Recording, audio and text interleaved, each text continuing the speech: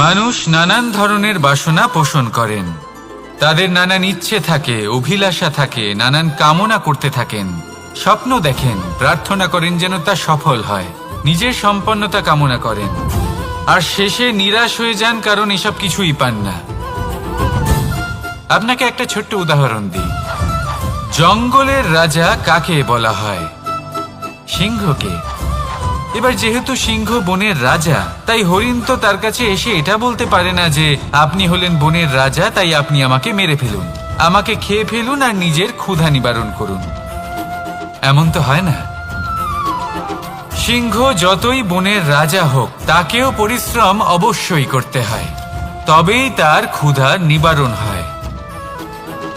সেইভাবেই আপনার সমস্ত স্বপ্ন, আপনার সমস্ত ইচ্ছে, আপনার সমস্ত অভিলাষা, সমস্ত আকাঙ্ক্ষা পূরণ হবেই, অবশ্যই হবে, পরিশ্রমের দ্বারা। শুধু ভাবলেই হবে না। তাহলে আপনিও জীবনে পরিশ্রম করুন, নিজের সমস্ত স্বপ্ন পূরণ করুন, আর আমার সাথে ভালোবেসে বলুন, রাধা রাধা। আপনি কি কখনো কোনো উঁচু পর্বতের শিখরে পৌঁছতে পেরেছেন? যদি পৌঁছে থাকেন বা যদি আপনি কোনো উঁচু পর্বতের শিখরে যান, তাহলে ভালো করে দেখবেন, আপনি যত উঁচুতে অগ্রসর হতে থাকবেন, আস্তে আস্তে সমস্ত বনস্পতি বিলুপ্ত হতে থাকে। তারপরে সমস্ত গাছপালা, পশু পাখি সব বিলুপ্ত হতে থাকে। শেষ পর্যন্ত সেই শিখরে থেকে যায় শুধুমাত্র শান্তি, নীরবতা।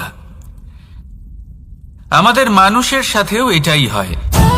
মানুষ যখন আত্মবিকাশের পথে অগ্রসর হতে থাকে এবং নিজের জীবনের শিখরে পৌঁছতে চায়, তখন তার একা থাকা অত্যন্ত প্রয়োজনীয় হয়। আর তাকে তখন ত্যাগ করতে হয় নিজের সুখ স্বাচ্ছন্দ্য, নিজের সম্পত্তি, নিজের সমৃদ্ধি, নিজের সৌন্দর্য। দেখুন, জীবনের শিখরে পৌঁছনো একেবারেই সহজ কাজ নয়। এ হলো অত্যন্ত দুর্গম এক পথ। কিন্তু যদি আপনি সেখানে পৌঁছতে চান, তাহলে আপনাকে ত্যাগের প্রবৃত্তি জাগিয়ে তুলতে হবে।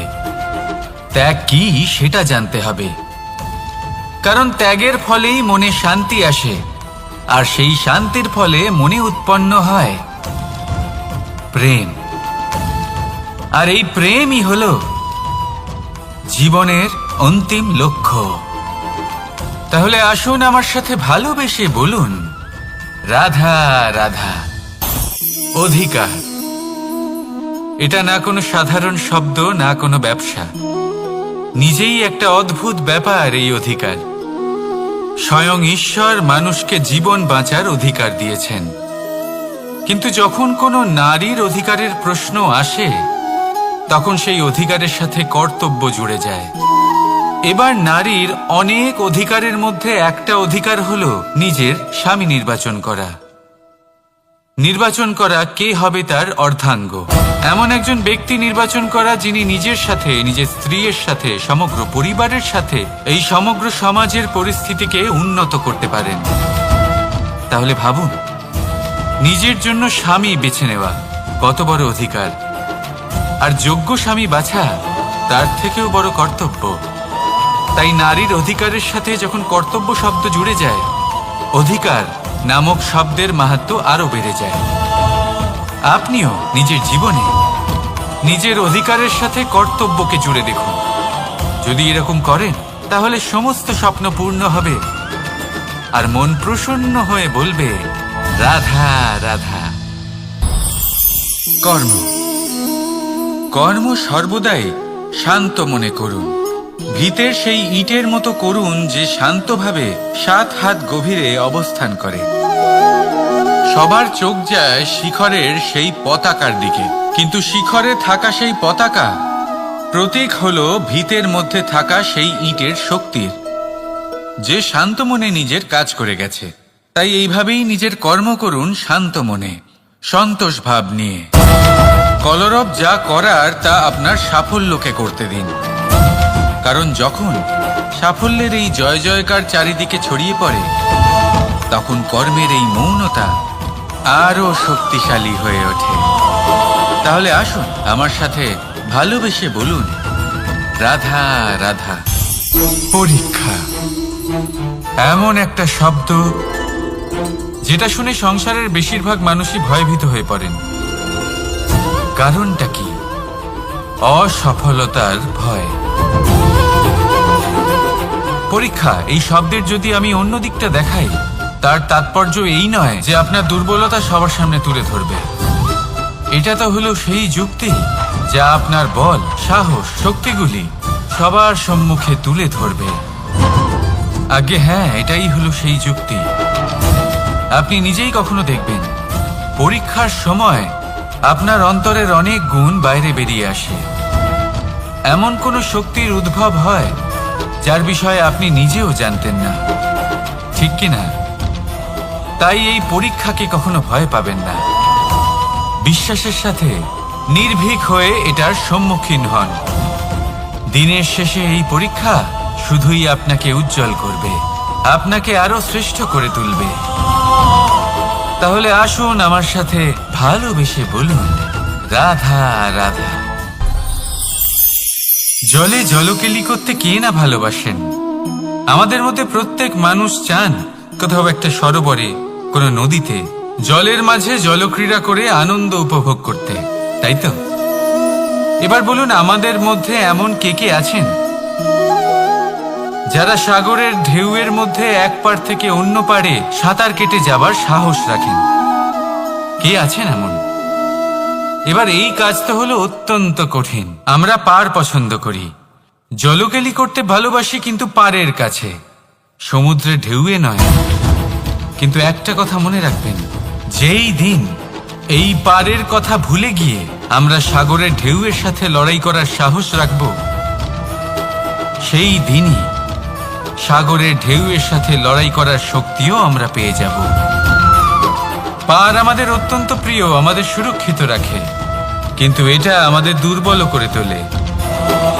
তাই এই পারের মায়া ত্যাগ করুন আর সাগরের ঢেউয়ের সাথে লড়াই করার সংকল্প নিন। নিজের প্রতি বিশ্বাস রাখুন, তারপর দেখুন কি হয়। সফলতার শিখরে আপনার এই জীবন পৌঁছবে আর ভালোবেসে বলবে, রাধা রাধা। মানুষ যখনই নিজের জীবনে নতুন কিছু করতে যায় তখন ভয়ভীত হয়ে থাকে। ভাবে, যদি আমি অসফল হই তাহলে কি হবে? কে কি ভাববে? কেউ আমাকে দেখে হাসবে কিনা? যদি আমি আমার মতামত দিই তাহলে বলবো, এইসব পরীক্ষার সম্মুখীন হতে কখনো ভয় পাবেন না। কারণ যাই হোক না কেন, পরিণাম দুটোই হতে পারে। একটা হয় আপনি জিতে যাবেন, দ্বিতীয় পরিণাম আপনি হেরে যাবেন। খুব সোজা। যদি জিততে পারেন আপনি সবাইকে নেতৃত্ব দিতে পারবেন, কিন্তু যদি আপনি হেরে যান তাহলে আপনার কাছে সেই অভিজ্ঞতা থাকবে যা দিয়ে আপনি আগামী প্রজন্মের পথপ্রদর্শক হবেন। এবার ভাবুন, এই অভিজ্ঞতা দ্বারা আপনি কাউকে সাহায্য করছেন, যা দিয়ে সে নিজের স্বপ্ন পূরণ করতে পারবে। খুব পুণ্যের বিষয় এটা। একটা সহজ কথা জেনে রাখুন, জয় হোক বা পরাজয়, দুটো একই দিকে নিয়ে যায়, আর সেটা হলো জয়ের দিকে। শুধু নিজের দৃষ্টিভঙ্গি শুভ করে তুলুন আর নিজের পরীক্ষাগুলিকে সীমিত করে তুলবেন না। নিজের এই সীমাগুলিকে আহ্বান জানান। নিজের ব্যক্তিত্বকে বিশাল করে তুলুন, শক্তিশালী করে তুলুন। আর আমার সাথে ভালোবেসে বলুন, রাধা রাধা। এই সম্পর্ক হলো গুরু এবং শিষ্যের। গুরু হলেন ধনুকের সেই প্রত্যঞ্চার মতো, যিনি নিজেকে পেছনে রেখে শিষ্যকে তার গন্তব্যের দিকে এগিয়ে দেন, তাকে নিজের লক্ষ্য ভেদ করতে দেন, আর সর্বদাই কঠোর হয়ে থাকেন যাতে শিষ্য কখনোই নিজের লক্ষ্যচ্যুত না হয়। ধন্য হলেন এমন গুরু যারা শিষ্যকে নিজের গন্তব্যে পৌঁছেও দেন এবং তার সব কৃতিত্ব তাকেই দেন, নিজের শিষ্যকে, নিজের বাণকে। তাহলে আপনারা চিরকাল এরকম গুরুকে মনে রাখবেন, সর্বদা তাদের সম্মান করবেন, সর্বদা তাদের ভালোবাসবেন, কখনো জীবনে পিছিয়ে পড়বেন না আপনি। আসুন আমার সাথে ভালোবেসে বলুন, রাধা রাধা। আপনি কখনো আতর মেখেছেন? একটা শ্রেষ্ঠ আতরের গুণ হলো ওকে মাখার পরে অনেক দিন পর্যন্ত তার সুবাস থেকে যায়। তারপরে আপনি বস্ত্র বদল করুন বা রেখে দিন, তার সুবাস থেকেই যায়। এবার ধরে নিন এই আতর হলো আপনার কর্ম, আর আপনার শরীর, আপনার বস্ত্র হলো আপনার জিহ্বা। যত শ্রেষ্ঠ আপনার কর্ম হবে তত বেশি এই সংসার আপনাকে জানবে। আপনার কর্ম যদি সর্বশ্রেষ্ঠ হয় তাহলে সারা জীবন মনে রাখবে, আর জীবনের পরেও আপনাকে ভুলবে না। এই কর্ম ধর্ম ভেবে পালন করবেন, কারণ এই চিন্তা ভাবনাই সত্য হয়ে সামনে আসে। সেই জন্য ভাবনাকে পুষ্ট করুন, যুক্তিবোধ শ্রেষ্ঠ করে তুলুন। সবকিছু নিজে থেকেই হয়ে যাবে, পথ আপনা থেকেই সামনে চলে আসবে, কর্ম নিজে থেকেই হতে থাকবে। শুধু কর্ম ধর্ম মনে করে পালন করতে থাকুন, আর আমার সাথে ভালোবেসে বলুন, রাধা রাধা। এই জীবন, এই জীবন দেখতে গেলে কিন্তু খুবই কঠিন। এই জীবন কি করি হে নারায়ণ, এটাকে একটু সহজ কি করে করে তোলা যায়, এই প্রশ্নই তো আসছে মনে। এর উত্তর স্বয়ং সেই মানুষের মধ্যেই লুকিয়ে, তার সিদ্ধান্তে, তার নির্বাচনের মধ্যে লুকিয়ে। এবার জীবনের যে কঠিন সময়গুলো থাকে সেগুলো সেই প্রসঙ্গের মতোই হয়। যেমন ধরুন, আপনি হাঁটছেন হাঁটছেন আর হঠাৎ করে পায়ে কাঁটা ফুটে গেল। এবার আপনি কি করবেন? এমনও ব্যক্তি আছেন যারা সেই কষ্টের কারণে, সেই কষ্ট পাওয়ার ভয় পিছিয়ে আসেন। এমনও কিছু ব্যক্তি থাকেন যারা সেই আঘাতে নিরাময় করার জন্য সময় নষ্ট করবেন, কতটা জানি না। এমনও কিছু ব্যক্তি থাকতে পারেন যিনি হয়তো সেই কাঁটাকে তুলে নিয়ে তার ব্যবহার গজালের মতো করবেন, তাকে দেওয়ালে পুঁতে একটা সুন্দর ছবি লাগাবেন, যাতে সেই দেওয়াল আরো সুন্দর দেখতে মনে হয়। এটাই জীবনের সাথেও হতে পারে। এবার দেখুন, জীবন হলো কঠিন নাকি অত্যন্ত কঠিন সেটা গুরুত্বপূর্ণ নয়, সেটাকে সরল করার জন্য আপনি কি করছেন সেটা গুরুত্বপূর্ণ। জেনে রাখুন, আমরা সবাই মরণশীল, আমাদের সবার মৃত্যু হবে, প্রত্যেককেই এক না একদিন অবশ্যই মরতে হবে। এবার যখন সেটা হতেই চলেছে, তাহলে আর এই প্রসন্নতাই আপনি বলবেন, রাধা রাধা। বৃষ্টির জল যখন মেঘের দ্বারা টিপ টিপ করে ঝরে পড়ে তখন কি ভালো লাগে, তাই না? শুধু যে এই আবহাওয়া ভালো করে তুলে তাই নয়, এই মাটিতে সমাহিত হয়ে একটা অত্যন্ত সুন্দর গন্ধ উৎপন্ন করে। এই লতা পাতা, এই বৃক্ষ এদের জীবন দান করে, এদের পুষ্ট করে তোলে, আর তার সাথেই অনেক জীবের কল্যাণ করে। কিন্তু ভাবুন, যখন বজ্রপাত হয় তখন কি হয়? এই সমস্ত জলের ফোঁটা অনিয়ন্ত্রিত হয়ে যায়, একটা ভয়ানক বন্যার রূপ নিয়ে নেয়, যা শুধুমাত্র মহাবিনাশ করে। এর সারমর্ম কি? এর সারমর্ম হলো কর্ম করুন, কিন্তু তার নিয়ন্ত্রণ রেখে। যদি আপনি নিয়ন্ত্রণে না থাকেন তাহলে আপনিও জীবনরূপী এই বর্ষার পরিবর্তে ভয়ানক বন্যার রূপ ধারণ করবেন। এবার বিকাশ ঘটাবেন নাকি বিনাশ, সিদ্ধান্ত হলো আপনার। যদি বিকাশ ঘটাতে চান তাহলে নিজের কর্মের সাথে সাথে নিজের মনকেও নিয়ন্ত্রণ করতে শিখুন। এই মনকে সংযত করুন, একে নিয়ন্ত্রণে রাখুন, নিজের কর্মকে নিয়ন্ত্রণে রাখুন, ভারসাম্য বজায় রাখুন, আর আমার সাথে ভালোবেসে বলুন, রাধা রাধা। কখনো ঘোড়া আর তার ঘোড়সওয়ারিকে দেখেছেন? ঘোড়ার ডান এবং বাম দিকে যেন একটা পর্দা লাগানো থাকে। তার কারণ কি? যাতে ঘোড়া অন্য কোনো দিকে দেখতে না পায়, শুধুমাত্র সামনে দেখে আর সেই দিকেই এগোতে থাকে। বলতে গেলে এটা খুব সাধারণ ব্যাপার, কিন্তু এর পেছনে খুব বড় এক বিজ্ঞান লুকিয়ে রয়েছে। আপনি যদি জীবনে নিজের লক্ষ্যে পৌঁছতে চান তাহলে আপনাকে এদিক ওদিক তাকানো বন্ধ করতে হবে, শুধু সামনে নিজের লক্ষ্যের দিকে তাকিয়ে থাকতে হবে। তখনই জীবনে সাফল্য লাভ করবেন। ঘোড়া তো শুধুমাত্র এক পশু, তার উপরে লাগাম পরাতে হয়, চোখের ডান এবং বাম দিকে পর্দা পরিয়ে দেওয়া হয়। আপনি হলেন মানুষ, আপনাকে লাগাম কে পরাবে? কেউ না, এটা আপনাকে নিজেকেই করতে হবে। মনের গভীরে প্রবেশ করুন আর আবেগগুলিকে লাগাম পড়ান, তাদের নিয়ন্ত্রণ করতে শিখুন। আর নিজের দৃষ্টি সামনে, শুধু নিজের লক্ষ্যের দিকে। মনে রাখবেন, যদি আপনার দৃষ্টি শুধুমাত্র নিজের লক্ষ্যে থাকে তাহলে লক্ষ্য ভেদ অবশ্যই করবেন। যদি একাগ্রতা এদিক ওদিক চলে যায় তাহলে লক্ষ্য হারিয়ে যাবে। রাধা রাধা। যথা রাজা তথা প্রজা, যথা বীজ তথা বৃক্ষ, যথা ভূমি তথা অঙ্কুর। কি সুন্দর শব্দ এগুলি! আর যতটাই সুন্দর ততটাই গভীর হলো তার অর্থ। যেমন রাজা হবেন, প্রজা তেমনই হবেন। যেমন ভূমি হবে, অঙ্কুরও তেমনই হবে।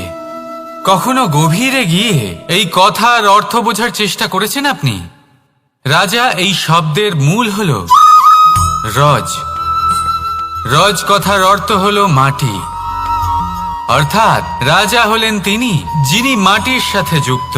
রাজা হলেন তিনি যিনি প্রজাদের সম্মান করবেন, তাদের যত্ন নেবেন, তাদের চোখে জল দেখলেই চিন্তিত হয়ে উঠবেন, তাদের অশ্রু মোছার জন্য সমস্ত সম্ভাব্য চেষ্টা করবেন, তাদের সুখী রাখার জন্য সমস্ত চেষ্টা করবেন। রাজা এরকম হয়। এবার এই সমস্ত গুণ যদি একজন রাজার মধ্যে না থাকে তাহলে প্রজার মধ্যে অসন্তোষ দেখা যায়। আর এই অসন্তোষ বিদ্রোহের রূপ নেয়। আর এই বিদ্রোহ যে কোনো রূপেই হলো বিনাশকারী। তাহলে রাজার উচিত প্রজাদের রক্ষা করা এবং প্রজাদেরও উচিত রাজার প্রতি বিশ্বাস রাখা, তার অনুকরণ করা। এই দুজন যখন এক হবেন তখনই শাসন স্থির হবে, তখনই এই দেশ নিয়ন্ত্রণে থাকবে। যদি দুজনের মধ্যে কোনো একজন নিয়ন্ত্রণ হারান তখন মহা বিনাশ অবশ্যই হবে। তাহলে রাজা নিজের কর্ম করবেন আর প্রজা নিজের ধর্ম পালন করবেন, আর আমার সাথে ভালোবেসে বলবেন রাধা রাধা। এই বৃক্ষ দেখতে পাচ্ছেন, বটবৃক্ষ। এই সংসারের সব থেকে বড় বৃক্ষের মধ্যে অন্যতম। কি না করে এই বৃক্ষ! অনেক বছর ধরে বেঁচে থাকে এই বৃক্ষ। এই বৃক্ষ সর্বদাই বাড়তে থাকে। কত পশু পাখিদের এই বৃক্ষ আশ্রয় প্রদান করে। পথ চলতি পথচারীদের এই বৃক্ষ ছায়া প্রদান করে, আশ্রয় প্রদান করে, বিশ্রাম করার জায়গা দেয়, শীতল ছায়া দেয়। বটবৃক্ষ সংসারের সব থেকে বড় বৃক্ষদের মধ্যে একটা বৃক্ষ। এই বৃক্ষের বীজ সর্ষে দানার থেকেও ছোট হয়, কিন্তু তা মাটির মধ্যে সমাহিত হয়ে যায়, নিজের খোলসকে ভেঙে প্রথমবার অঙ্কুরিত হয়। আর তারপরে আস্তে আস্তে আস্তে একটা ছোট্ট বীজ একটা বিশাল বটবৃক্ষে পরিণত হয়। জীবনে যদি সাফল্য পেতে চান তাহলে এইভাবেই এগোতে হবে। ছোট ছোট পদক্ষেপের দ্বারা এই পথ চলা শুরু করতে হবে। সেই জন্য ছোট কাজ করতে কখনো সংকোচ করবেন না, ছোট কাজ করতে কখনো লজ্জা পাবেন না। যদি এই ছোট ছোট কাজ পূর্ণ নিষ্ঠা দিয়ে, পূর্ণ মনোযোগ দিয়ে, সততার সাথে করতে পারেন তাহলে এই ছোট কাজের আকার বাড়তে থাকবে। তাই কাজগুলিকে কাজের মতোই দেখতে শুরু করুন। ছোট কাজ বা বড় কাজ এরকম ভাববেন না। তাহলে কর্ম করতে থাকুন। জীবনে আপনার অস্তিত্ব বটবৃক্ষের থেকেও বড় করে তুলুন। তাহলে আসুন আর আমার সাথে ভালোবেসে বলুন রাধা রাধা। ভগবান আর ভুল, এই দুই একই অক্ষর দিয়ে শুরু হয়। শুধু তাই নয়, এদের দুজনের রাশিও সমান। এবারে আপনারা বলবেন যে ভগবান, ভুল, এদের মধ্যে কিভাবে মিল থাকতে পারে? অনেক বড় মিল আছে। না শুধু এ এক অক্ষর দিয়ে শুরু হয়, বরং এদের বিজয় মন্ত্রটাও এক। ভগবানকে মানুন, তাকে বিশ্বাস করুন, তাকে স্বীকার করুন। এটা করলে মনের দৃষ্টি থেকে ভগবানকে দেখা যায় আর উনি আপনাকে সমৃদ্ধ করে তোলেন।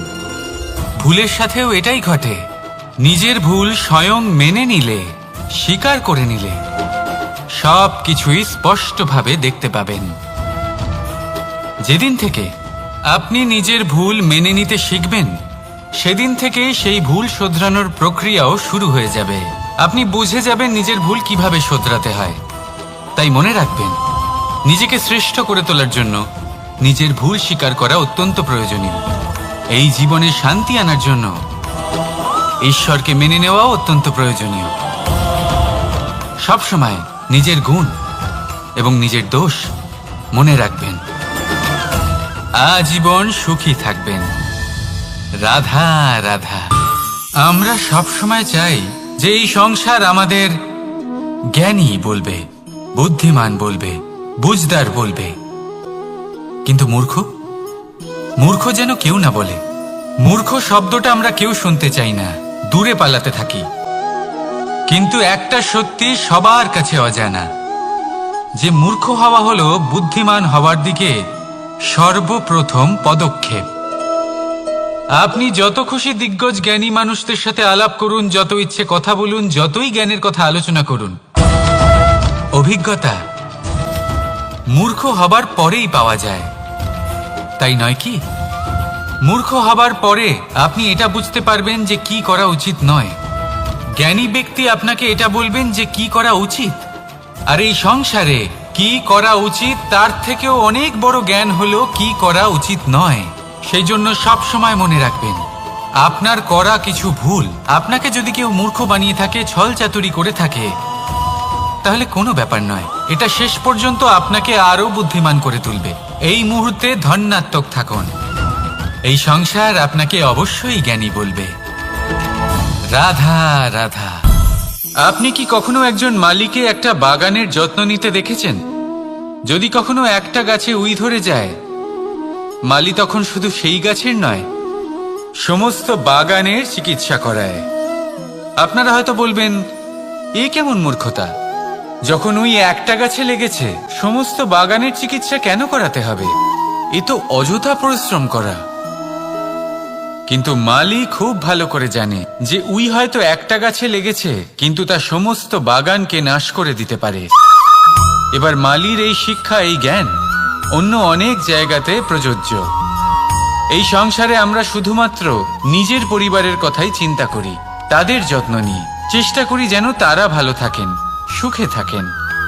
আর সেই সময় এই সমাজের কিছু বিরোধী মনোভাব এই সমাজকে গ্রাস করে ফেলে, এই সমাজকে নষ্ট করে ফেলে। কিন্তু আমাদের নজর শুধু আমাদের পরিবারে থাকে।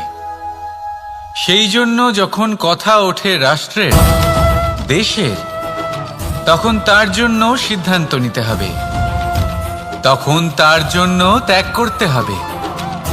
আর মনে রাখবেন, যে সমস্যায় আসুক তার সমাধান পূর্ণরূপে বাঞ্ছনীয়। এই সংসারে প্রত্যেক ব্যক্তি যদি নিজের পরিবারেরও খেয়াল রাখেন এবং সমাজেরও খেয়াল রাখেন এবং সঠিকভাবে এই দেশেরও খেয়াল রাখেন, তবেই এই দেশ সম্পন্ন হতে পারবে। তাহলে আপনিও সেই প্রয়াস করুন আর আমার সাথে ভালোবেসে বলুন, রাধা রাধা।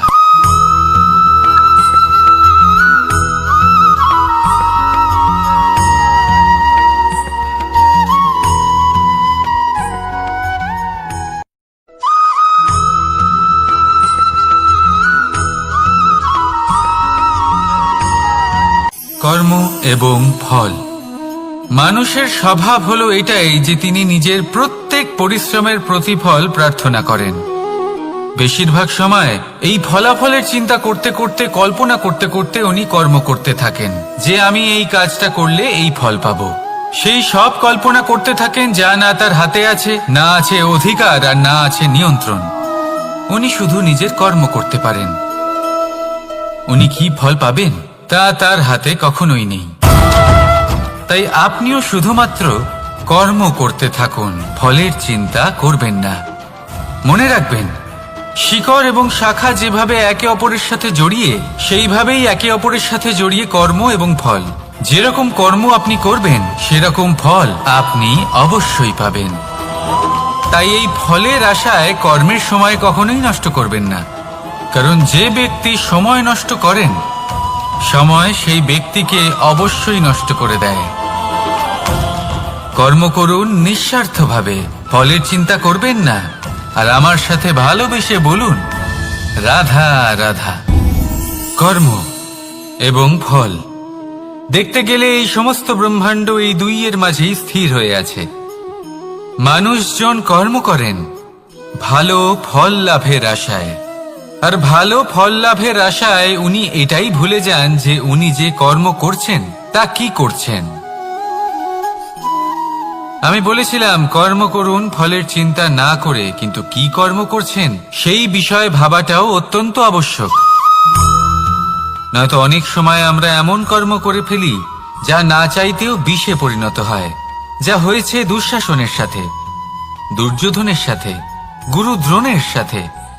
একজনের মানসিকতা উচিত ছিল না, একজনের বিবেক উচিত ছিল না, আরেকজন যে পক্ষ নির্বাচন করেছিলেন সেই পক্ষ উচিত ছিল না। আর যা কিছু ওনাদের সাথে হলো, আপনার আমার আমাদের সকলের সাথে তা হতে পারে। আমি বলেছিলাম কর্ম করুন, ফলের চিন্তা করবেন না, কিন্তু এই কর্মের বিষয়ে বিচার করে দেখাটাও ততটাই আবশ্যক।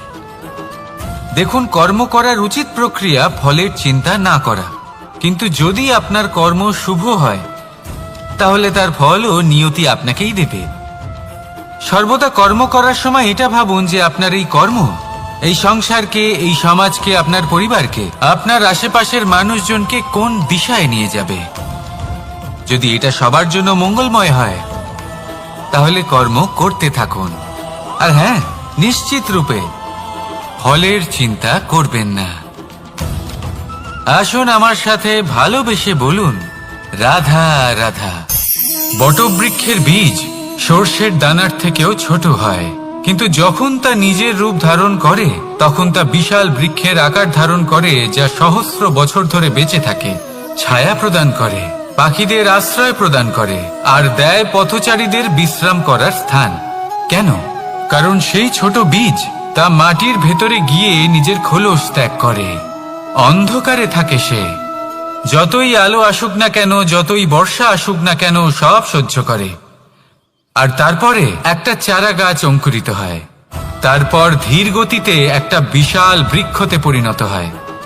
দেখুন, জীবনে কঠিন সময় আসে, এই জন্য নয় যে আপনি হার মেনে নেবেন, এই জন্য আসে যাতে আপনি ভবিষ্যৎ নির্মাণের জন্য নিজেকে তৈরি করতে পারেন। যদি কঠিন সময়ে আপনি ওই বীজের মতো দৃঢ় হয়ে থাকতে পারেন, তাহলে আপনিও একদিন সেই বিশাল বৃক্ষের মতো নিজের অস্তিত্ব গড়ে তুলতে পারবেন, যা সহস্র বছর পর্যন্ত মনে রাখা হবে। আসুন আমার সাথে ভালোবেসে বলুন, রাধা রাধা। এই ব্রহ্মাণ্ড কত বৃহৎ, তাই না? যার সম্মুখে এই পৃথিবীকেও একটা বিন্দুর মতো মনে হয়। আর এই পৃথিবীতে আমরা কে হই, আমাদের আকার কিরকম, আমাদের অস্তিত্বই বা কি? যখন আমরা এভাবে ভাবি তখন মনে হয় আমরা কিছুই নই। তা আমরা যখন কিছুই নই, তাহলে আমরা এত চিন্তা করি কেন? কি ভেবে ভয় পাই? কাকেই বা এত ভয় পাই? কে আমাদের মারতে পারে আর কেই বা আমাদের জন্ম দেবে? আত্মার আসলে না কখনো জন্ম হয় আর না কখনো মৃত্যু। আত্মা শুধুই শরীর বদল করে। আপনি, আমি, আমরা সকলে এই শরীর নয়, আমরা হলাম আত্মা, যা হলো পরম আত্মার পরম অঙ্গ।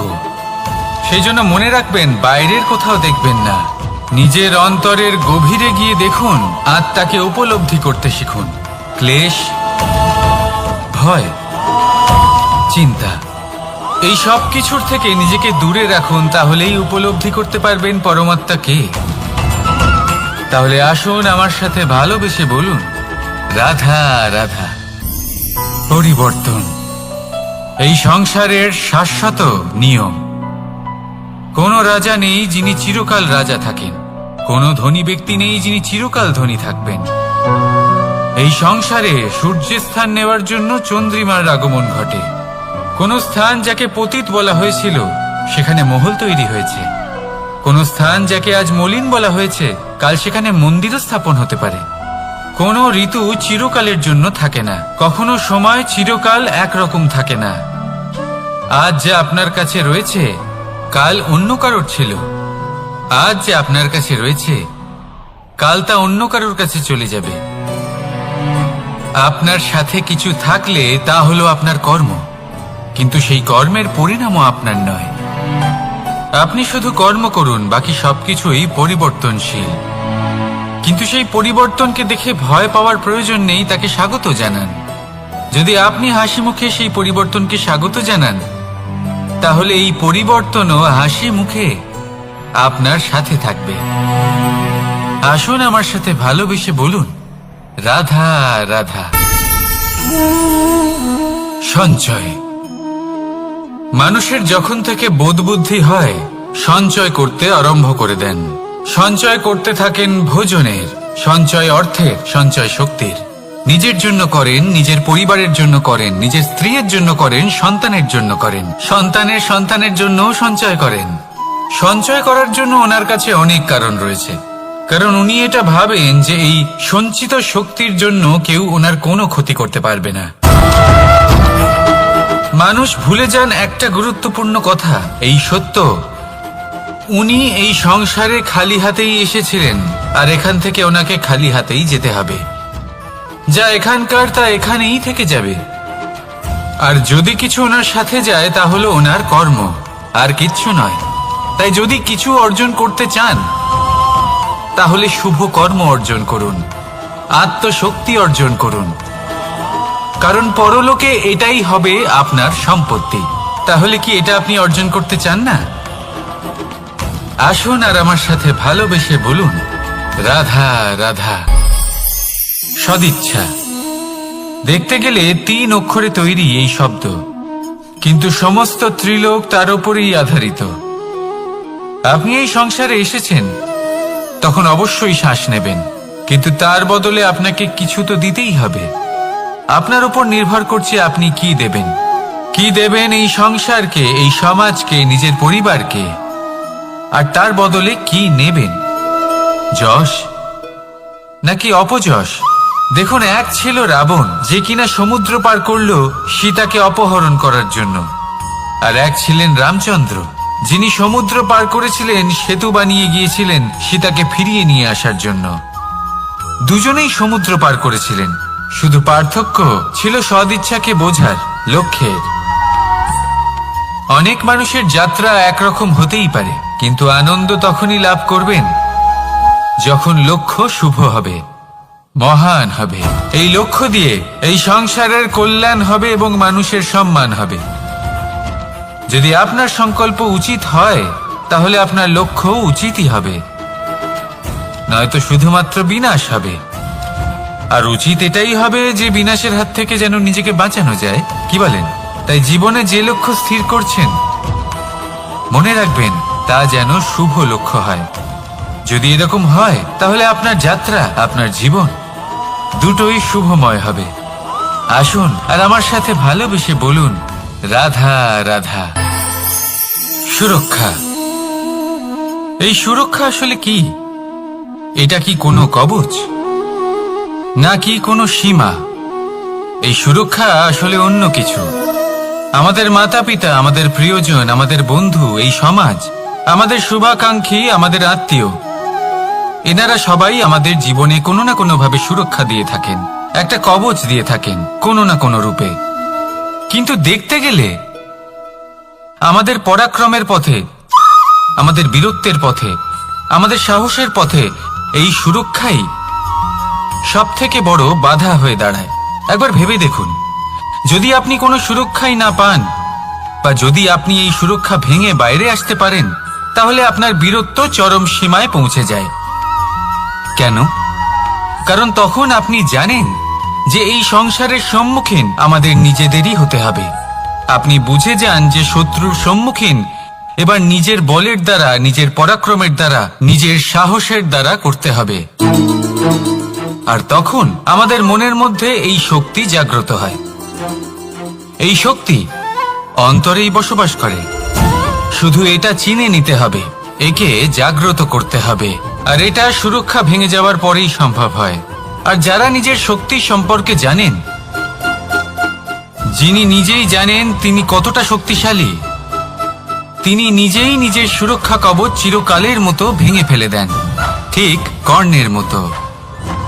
আর তারপরে দেখুন, আপনার পরাজয় হোক বা বিজয়ী হোক না কেন, সেটাই অনেক বড় হয়, সেটাই প্রশস্ত হয়ে থাকে।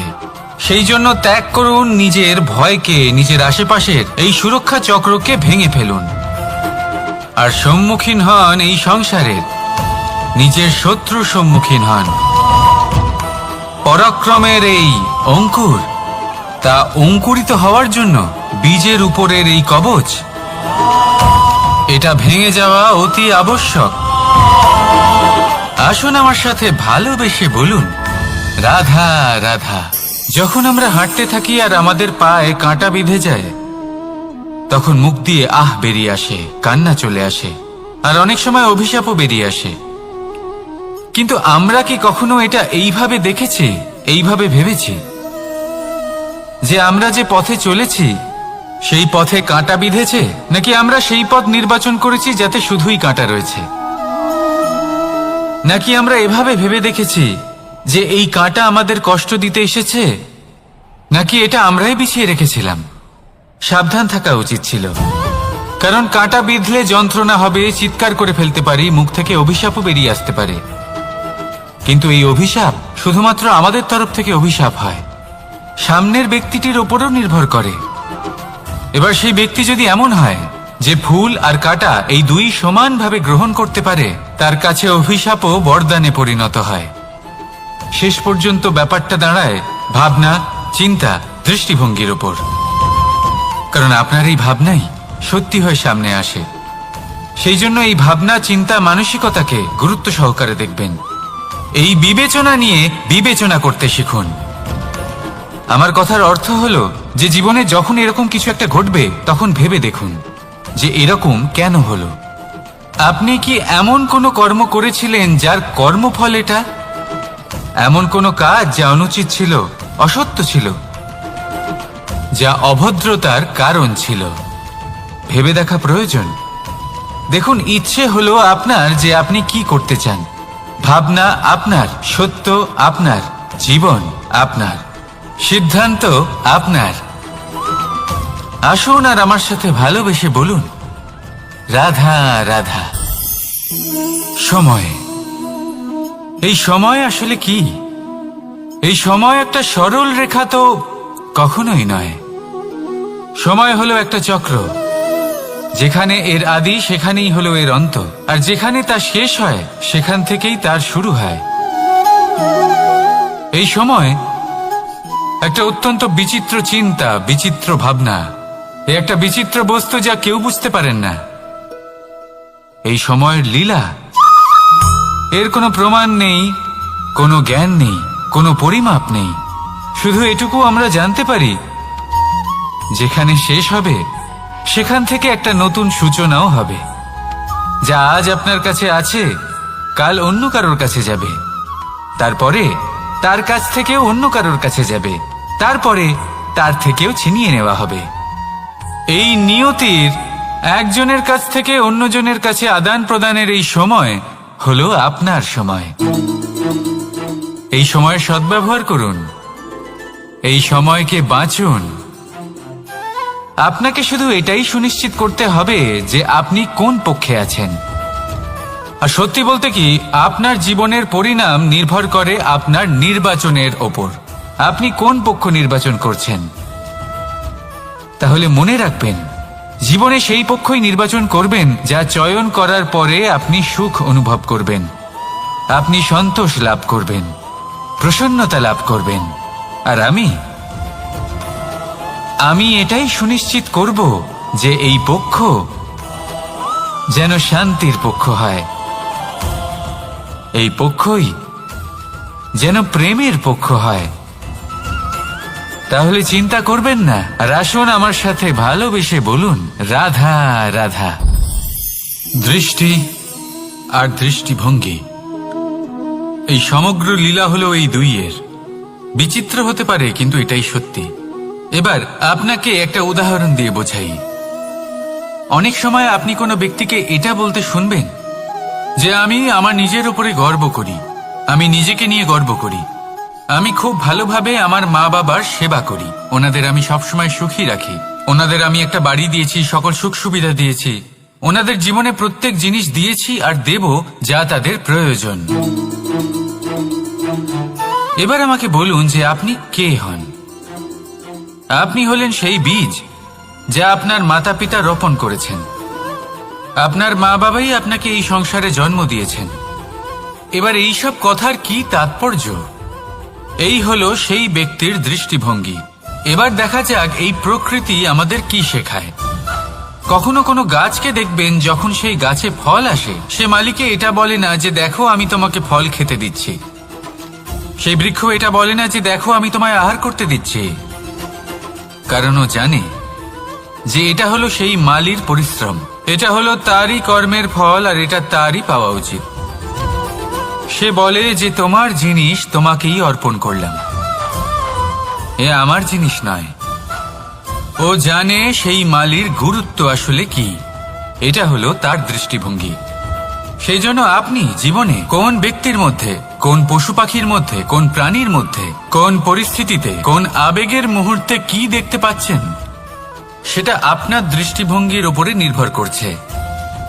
তাই নিজের মনে ধনাত্মক ভাব জাগ্রত করুন, শুভ চিন্তা নিয়ে আসুন। এই ভাবনাই সত্য হয়ে সামনে আসবে। এই দৃষ্টিভঙ্গি এমন হয়ে যাবে যে আপনার জীবনে সবকিছুই শুভ হবে। তাহলে আসুন আর আমার সাথে ভালোবেসে বলুন, রাধা রাধা। প্রতিশোধ অথবা কাউকে দুঃখ দেওয়ার ভাবনা, যদি এটা আপনার মনে থাকে তাহলে আপনি নিজের মনেই যন্ত্রণার একটা বিশাল বৃক্ষ রোপণ করছেন, এটা মনে রাখবেন। কারণ কাউকে দুঃখ দেবার এই ভাবনা, এটা হলো সেই বীজ যা আপনার মনেই পতিত হবে, আপনার মনেই অঙ্কুরিত হবে, আর আপনার মনেই একটা বিশাল বৃক্ষরূপে বেড়ে উঠবে। জীবন আপনার, কর্ম আপনার, কাউকে দুঃখ দেবার ভাবনা আপনার ছিল, এই বৃক্ষ হলো আপনার, তাই এর ফলও আপনিই পাবেন, যা গ্রহণও আপনাকেই করতে হবে। মনে রাখবেন, যে মানুষ এটা ভাবে যে আমি ওকে দুঃখ দেব, ওকে কষ্ট দিতে চাই আমি, সেই মানুষই দুঃখ আর কষ্ট পেয়ে থাকে। যদি সেই জায়গায় আপনি এটা ভাবেন যে আমি কাউকে সুখী করে তুলতে চাই, কাউকে সুখ প্রদান করতে চাই, তাহলে তারও বীজ আপনার মনেই রোপণ হবে, বৃক্ষে পরিণত হবে, যার ফলও আপনিই পাবেন। এখানে বিষয়টা হলো শুধু মানসিকতার চিন্তা, যা সত্য হয়ে আপনার সামনে আসে। তাহলে এই মানসিকতা শুভ করুন, সবার জন্য মঙ্গল কামনা করুন। অন্যের মনে আপনার জন্য ভালো চিন্তা থাকুক বা না থাকুক, আপনি সবার জন্য শুভ চিন্তা করে কর্ম করতে থাকুন, তাহলে আপনার সাথেও ভালোই হবে। তাহলে আসুন আর আমার সাথে ভালোবেসে বলুন, রাধা রাধা। সুখ আর অভিজ্ঞতা, এই দুই জীবনে একসাথে কখনোই আসে না। মনে রাখবেন, যেখানে সুখ থাকে সেখানে অভিজ্ঞতা থাকে না, আর যখন এই সুখ আমাদের জীবন থেকে দূরে চলে যায়, তখন আমাদের জীবনে আসে এই অভিজ্ঞতা। পরমাত্মা, প্রকৃতি, নিয়তি এই অভিজ্ঞতাকে আমাদের জীবনে পাঠান, যাতে আমরা একটা অত্যন্ত গুরুত্বপূর্ণ শিক্ষা, একটা জ্ঞান প্রাপ্ত করতে পারি। এই অভিজ্ঞতা আমাদের শেখায় যে অতীতে এমন কি হয়েছিল যা আমাদের করা উচিত হয়নি। আমাদের শেখায় ভবিষ্যতে এমন কি আছে যা আমাদের করা উচিত আর কি করা উচিত নয়। দেখতে গেলে এই অভিজ্ঞতা আমাদের সেই শিক্ষা দেয় যার জন্য আমরা সুখের দিকে উচিতভাবে অগ্রসর হতে পারি।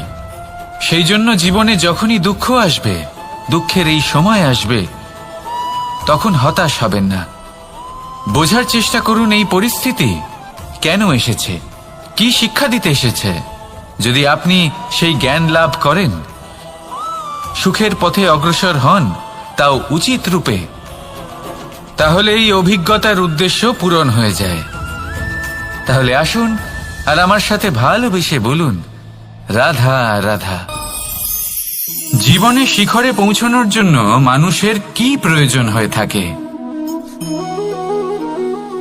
সিঁড়ির। কিন্তু তাও প্রত্যেক মানুষ, প্রত্যেক ব্যক্তি শিখরে পৌঁছতে পারেন না। এর কারণ কি? কারণ একটা হতে পারে যে মানুষ কল্পনা করতে থাকেন কিন্তু সিঁড়ি খুঁজে পান না। কিছু মানুষ খুঁজে নেন কিন্তু তা পেয়ে এতটাই প্রসন্ন হয়ে যান যে তারপর আর কোনো কর্মই করেন না। খুব সোজা ব্যাপার। অনেক মানুষ সিঁড়ি খুঁজে পান না, আর যদি পেয়েও যান তাও যতক্ষণ না তাতে চড়ছেন সেই শিখরে পৌঁছবেন কি করে? যতক্ষণ না আপনি পরিশ্রম করছেন, যতক্ষণ না সেই সিঁড়িতে আপনি চড়ছেন, যতক্ষণ না ক্লান্ত হচ্ছেন, আপনার পায়ে হাঁটুতে ব্যথা না হচ্ছে, ততক্ষণ এই শিখরে পৌঁছানোর সৌভাগ্য লাভ করতে পারবেন না। তাহলে কল্পনার সাথে কর্ম করুন, পরিকল্পনার সাথে পরিশ্রম করুন, সব কিছু পাবেন। আসুন আমার সাথে ভালোবেসে বলুন, রাধা রাধা। সমস্যা, কঠিন সময়, সংকট, বিপদ কার জীবনে নেই? প্রত্যেকের জীবনে আছে। কিন্তু আমাকে একটা কথা বলুন, যদি নৌকায় ঢেউকে ভয় পেতে শুরু করে তাহলে সাগর পার করবে কে? কখনো কোনো ছোট্ট পিঁপড়েকে দেখেছেন যে আকারে হয়তো ছোট হতে পারে কিন্তু বড় শিক্ষা দিয়ে যায়? কিন্তু আমরা শিখি না। এবার দেখুন একটা পিঁপড়েকে যে ভোজনের খোঁজে বাইরে বের হয়, একটা ছোট্ট দানা তুলে নেয়। ছোট দানা তোলে কারণ তার থেকে বেশি সে তুলতেই পারবে না। সে দানা নিয়ে চলতে শুরু করে, কোনো দেওয়ালে উঠে পড়ে, আবার পড়েও যায়। সেই দানা দূরে কোথাও একটা পড়ে যায়, তা আবার খোঁজে, তুলে নেয়, আবার চলতে থাকে। পড়ে যায় আবার ওঠে, পড়ে যায় আবার ওঠে। সেই দানাটা রেখে দেয়, আবার বেরিয়ে পড়ে ভোজনের খোঁজে। পরিশ্রম করতে থাকে কিন্তু হার মানে না। এই শিক্ষাই তো আমাদের প্রাপ্ত করতে হবে। নিরন্তর পরিশ্রম আর নির্ভীক হয়ে কর্ম করে যেতে হবে। এটাই হলো সাফল্যের মাধ্যম, এটাই হলো জয়ের মন্ত্র, অচ্যুত অজয় অস্ত্র। তাহলে আসুন আর আমার সাথে ভালোবেসে বলুন, রাধা রাধা। আমরা সকলে চাই আমাদের জীবনে সাফল্য আসুক। আমরা চাই যে এই সংসারে আমাদের খ্যাতি ছড়িয়ে পড়ুক। আমরা চাই যেন আমরা আলোচিত হই। কিন্তু শুধু চাইলেই কি যায় আসে? যদি এই সংসারে আলোচিত হতে হয় তাহলে পরিচিত হতে হবে পরিশ্রমের দ্বারা। যতক্ষণ না আপনারা পরিশ্রমের সাথে পরিচিত হবেন, সাফল্যের সাথে পরিচিত হবেন না। সংঘর্ষ করতে হবে প্রতিদিন, প্রতি বছর। জীবনের সব পরিস্থিতিতেই হয়তো নতুন নতুন বাধা আসবে, নতুন নতুন বিঘ্ন ঘটবে। কিন্তু এটা আবশ্যক নয় যে সমস্ত বিঘ্ন বিনাশের জন্য আসবে। কিছু বিঘ্ন আপনার পথ প্রশস্ত করার জন্য আসবে, আপনার পথ পরিষ্কার করার জন্য আসবে। যদি আপনাকে উদাহরণ দিই, যখন বন্যা আসে, বাড়ি ঘর ভেসে যায়, তখন আমরা হতাশ হয়ে পড়ি, আমরা দুঃখী হয়ে পড়ি। কিন্তু সেই বন্যাই আমাদের সেই ধরিত্রীকে এত উর্বর করে তোলে যে সেই উর্বর অংশ কাজে লাগিয়ে আমরা সেরকম আরো 10টা বাড়ি বানাতে পারি। তাহলে ধন্যাত্মক থাকুন আর যে কোনো সংঘর্ষের জন্য প্রস্তুত থাকুন। জীবনে অনেক দূর যেতে পারবেন। তাহলে আসুন আমার সাথে ভালোবেসে বলুন, রাধা রাধা। জীবনে কখনো কখনো আমরা সেই পরিস্থিতিতে ফেসে যাই যখন আমাদের মনে হয় যে আমাদের নতুন কিছু একটা করতে হবে, কিন্তু আমরা করতে পারি না। কারণ কোথাও না কোথাও আমরা রীতির দ্বারা আবদ্ধ, আর আমরা সেই রীতি ভাঙতে চাই না। কেবল একটাই প্রশ্ন আসে মনে, আশেপাশের মানুষ কি বলবে, আশেপাশের মানুষ কি ভাববে? আপনাকে একটা প্রশ্ন করি, কারা এই মানুষজন? আপনার জন্মের সময় এই মানুষজন কোথায় ছিলেন? যখন আপনি কোনো সমস্যায় পড়েন তখন এই মানুষজন কোথায় থাকেন? এগিয়ে এসে কি আপনাকে সাহায্য করেন, নাকি সেই সমস্যার সমাধান আপনি নিজেই করেন? এইসব মানুষজনের চিন্তা ত্যাগ করুন যদি আপনি জীবনে বাঁচতে চান। ভেবে দেখুন জীবনে কি কি শুভ আছে আর কি কি শুভ করতে পারেন। যদি তা স্রোতের বিপরীতে হয় তাহলে সংঘর্ষ করুন, কিন্তু এইসব মানুষজনের কথা ভাববেন না। ভেবে দেখুন জীবনে আপনি কি কি শুভ কাজ করতে পারেন। এটা ভাবুন যে আপনি কখনো এমন কোনো কাজ করে ফেলেননি তো যার জন্য কারো হৃদয় আহত হয়েছে। শুভর দিকে নিজের চিন্তা কেন্দ্রীভূত করুন, আপনার জীবনে সব কিছু শুভই হবে। তাহলে আসুন আমার সাথে ভালোবেসে বলুন, রাধা রাধা। আজকাল আপনি দেখে থাকবেন যে মা বাবা শুধুমাত্র সন্তানকে ভালোবাসেন তা নয়, তাদের মোহেও জড়িয়ে পড়েন। বিদ্যালয় যখন পাঠান তখন সমস্ত সুযোগ সুবিধা দিয়েই পাঠান। চেষ্টা করেন যে সবসময় যেন সন্তান তাদের চোখের সামনেই থাকে, কিন্তু ভুলে যান এক অত্যন্ত গুরুত্বপূর্ণ কথা, যে সন্তানকে এক নতুন দৃষ্টিভঙ্গি দেওয়াই হলো ওনাদের কর্তব্য। সেই জন্য পুরাতনকালে শিষ্যদের গুরুকুলে পাঠানো হতো, বাড়ির থেকে দূরে। কারণ বাড়ি ছেড়ে যাওয়া এক সন্তানের জন্য, এক শিষ্যের জন্য অত্যন্ত শুভ লক্ষণ হয়। যখন সে বাড়ির থেকে দূরে, গৃহস্থের থেকে দূরে থাকবে, তখন এই সংসারকে সে এক নতুন দৃষ্টিভঙ্গি দিয়ে দেখবে, পরখ করবে, বুঝতে পারবে, আর সবকিছু নিজে থেকেই শিখে যাবে কখন আক্রমণ করতে হয়, কখন পিছু হটতে হয়, কিভাবে এই সংসারের সম্মুখীন হতে হয়। আর এটা আপনার দৃষ্টি ওকে শেখাতে পারবে না, ওর অভিজ্ঞতা ওকে শেখাতে পারবে। তাই মনে রাখবেন, যদি আপনি চান যে আপনার সন্তানের বিকাশ হোক, তাহলে অনেক সময় ওকে নিজের থেকে দূরে নিয়ে যেতে হয়। যদি মোহে আবদ্ধ থাকেন, তাহলে ওর বিকাশ কখনোই হবে না। তাহলে আসুন আমার সাথে ভালোবেসে বলুন, রাধা রাধা। কখনো কখনো মানুষ মনে করেন যে সে নিজেই সব থেকে বেশি শক্তিশালী, তিনি হলেন জ্ঞানী। দেখুন, এটা ভালো ব্যাপার যে আপনার মধ্যে শক্তি আছে, জ্ঞান আছে, আর এটা শুধু আপনার জন্য নয়, এই সমস্ত সমাজের জন্য, দেশের জন্য, সমগ্র পৃথিবীর জন্য অত্যন্ত আবশ্যক। কিন্তু এই কথাটাও বোঝা অত্যন্ত আবশ্যক যে এই জ্ঞান যেন কখনো অহংকার না হয়ে ওঠে। যখন মানুষের মধ্যে জ্ঞান থাকে, তখন সে রাম হয়ে ওঠে। রাম, যিনি সমুদ্রের বুকে সেতু বানিয়েছিলেন, বানর সেনার দ্বারা রাক্ষস রাজকে পরাজিত করেছিলেন, আর চিরকালের জন্য সবার কাছে আদর্শ হয়ে উঠেছিলেন। আর যদি মানুষের মনে অহংকার জন্মায়, তাহলে সে রাবণ হয়ে ওঠে। দেশে বিদেশে যতই খ্যাতি থাকুক না কেন, সে রাক্ষস হয়ে ওঠে, নিজের সাথে সাথে সমস্ত কুলের বিনাশ করে বসে। এবার জ্ঞান নাকি অহংকার, আপনার কি চাই সেই সিদ্ধান্ত আপনার, আর আপনার এই সিদ্ধান্তই নিশ্চিত করবে যে আপনার কর্ম কি হবে, আর আপনার এই কর্মই নিশ্চিত করে দেবে আপনার প্রারব্ধ কি হবে। তাহলে শুভ কর্ম করুন আর আমার সাথে ভালোবেসে বলুন, রাধা রাধা। কোনো বাগানের কোনো বৃক্ষকে দেখেছেন যেখানে সুগন্ধি ফুল থাকে, রসালো ফল থাকে, তখন মন প্রফুল্ল হয়ে ওঠে, মন থেকে সেই বৃক্ষের প্রতি ভালোবাসা জন্মায়। কিন্তু যিনি বাগানের মালিক, শুধুমাত্র তিনিই জানেন যে কিভাবে এই বৃক্ষকে আগলে রাখতে হয়, কিভাবে তার পরিচর্যা করলে এতে সুন্দর সুগন্ধি ফুল হবে, রসালো ফল হবে। কখনো কখনো প্রয়োজনের থেকে বেশি রোদ পেলে এই বৃক্ষগুলি শুকিয়ে যায়, প্রয়োজনের থেকে কম রোদ পেলেও এই বৃক্ষ কিন্তু শুকিয়ে যায়। প্রয়োজনের থেকে কম জল যদি পায়, এই বৃক্ষ শুকিয়ে যেতে পারে। প্রয়োজনের থেকে অতিরিক্ত জল যদি পায়, তখনও এই বৃক্ষের শিকড়গুলি নষ্ট হয়ে যেতে পারে। এবার এটাই কিন্তু আমাদের সংসারের সাথেও হয়। আমাদের সংসারের সকল প্রতিভাশালী ব্যক্তি, যেমন লেখক, বিচারক, প্রবক্তা, যোদ্ধা, এদের সবার ক্ষেত্রে এই কথাটাই প্রযোজ্য। যদি বেশি প্রশংসা করা হয়, তাহলেও এরা হারিয়ে যাবেন। প্রয়োজনের থেকে বেশি যদি নিন্দা করা হয়, তখনও তারা নত হয়ে পড়বেন।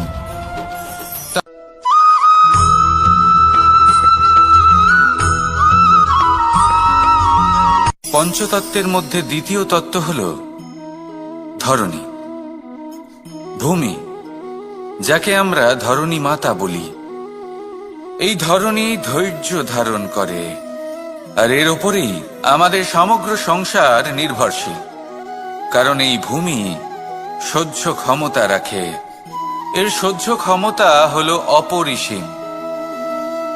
সন্তান যতই আঘাত প্রদান করুক না কেন, প্রেম পূর্বক সহ্য করে, আর তার বদলে অমূল্য রত্ন প্রদান করে। সন্তান যদি হাল চালায়, তাহলে তার বদলে তাকে অন্ন প্রদান করে। এটাই হলো ধরণী। এবার এর থেকে আমরা কি শিক্ষা পেতে পারি? এটাই যে কারোর জন্য কিছু করা বা কাউকে কিছু দেওয়া মনে কোনো কামনা ছাড়াই। আর এই কথাটা বুঝে যান যদি কারোর জন্য কামনা না রেখে বা কোনো পাওয়ার আশা না রেখে কারোর জন্য কিছু করেন বা কারোকে কিছু দেন, যদি এটা আপনি শিখতে পারেন, তবে আপনি ভালোবাসতে শিখে গেছেন। আর সেই জন্যই এই ধরিত্রীকে মাতা বলা হয়। কারণ মাতা শুধু উনি নন যিনি গর্ভে সন্তানকে ধারণ করেন, মাতা তো উনিও যিনি জীবন বাঁচতে শেখান, যিনি জীবন বাঁচার উদাহরণ প্রদান করেন। তাহলে ধরনীর থেকে এই নিঃস্বার্থ ভাব শিখুন, নিঃস্বার্থ ভালোবাসা শিখুন, আর এই ভালোবাসার সাথেই বলুন রাধা রাধা।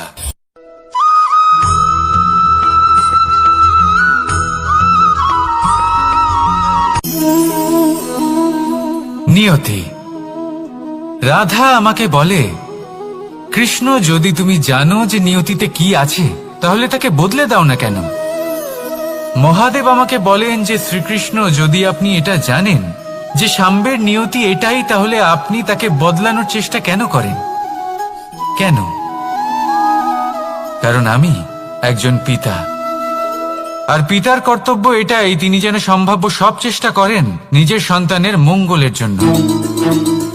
নিয়তি আমি জানি, কিন্তু এটাও আমি জানি যে কর্মের থেকে বড় আর কোনো নিয়তি হতে পারে না।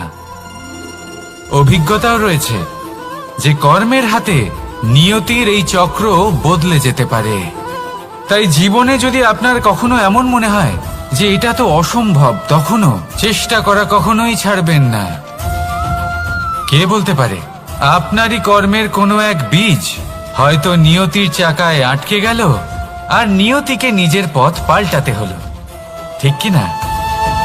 সেই জন্য নিয়তিকে ভাগ্য মেনে নিয়ে চুপ করে বসে থাকবেন না। নিজের নিয়তি স্বয়ং নিজের কর্মের দ্বারা নির্ধারিত করুন, কারণ আপনার এই কর্মের ওপরেই আপনার অধিকার রয়েছে। আর এই অধিকারকে নিয়তি অনেক সময় সম্মানও করে। তাহলে আসুন আর আমার সাথে ভালোবেসে বলুন রাধা রাধা।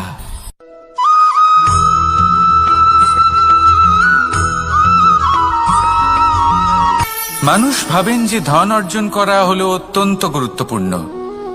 তিনি আজীবন ধন অর্জন করতে থাকেন, ধন অর্জন করার চেষ্টা করতে থাকেন। সে যাই হয়ে যাক না কেন, পরিশ্রম করতে থাকেন।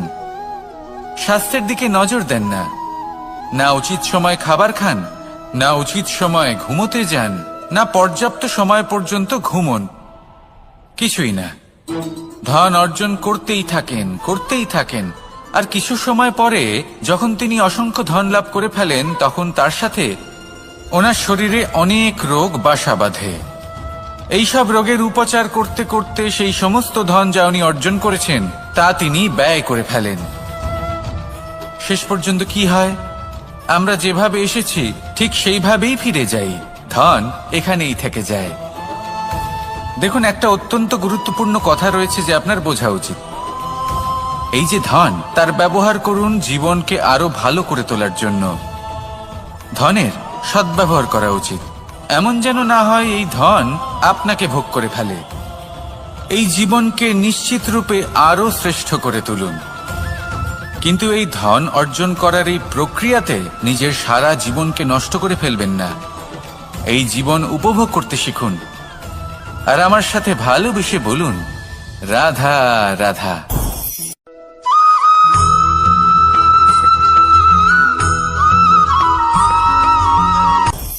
আপনি কখনো পর্বতের শিখরে উঠেছেন? আপনি দেখতে পাবেন পর্বতের পদতলে প্রচুর সুন্দর ফুল রয়েছে, সবুজ বনানী রয়েছে। যত আপনি ওপরে উঠতে থাকবেন তত ফুল কমতে থাকবে, সবুজ বনানী কমতে থাকবে। আরো কিছুটা ওপরে উঠলে কাঁটা জাতীয় গাছ দেখতে পাবেন, শুকনো গাছ দেখতে পাবেন। আরো যদি ওপরে ওঠেন তাহলে পাষাণ দেখতে পাবেন। আরো ওপরে উঠলে হিমখণ্ড দেখতে পাবেন। এই যে পর্বত, তা মনুষ্য জীবনের সবথেকে উত্তম উদাহরণ। মানুষ যখন সাফল্যের শিখরে পৌঁছতে চান, মহানুভবতার শিখরে পৌঁছতে চান, পথে যত আস্তে আস্তে উপরে উঠতে থাকেন ততই ভৌতিক বস্তু তার থেকে বিচ্ছিন্ন হতে থাকে। যদি তিনি সেই ভৌতিক বস্তুগুলি ত্যাগ না করতে পারেন, তাহলে কখনোই সেই স্থানে পৌঁছতে পারবেন না।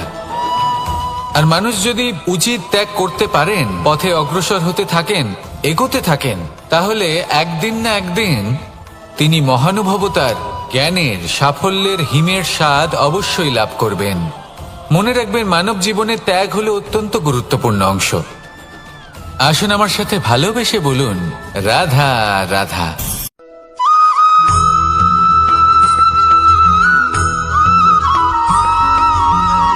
কেউ বলে জীবন খুব ক্ষণস্থায়ী, কেউ বলে জীবন হলো একটা সুন্দর স্বপ্নের মতো, আবার কেউ বলবে জীবন হলো এক কঠোর সত্য। কিন্তু জীবন আসলে কি? জীবন হলো আপনারই প্রতিবিম্ব, একটা দর্পণ। অর্থাৎ আপনি জীবনকে সেইভাবেই পাবেন যেরকম আপনি নিজেকে প্রতিপন্ন করবেন। যদি আপনি দর্পণের দিকে তাকিয়ে হাসেন, তাহলে আপনি সামনে হাসি মুখী দেখতে পাবেন।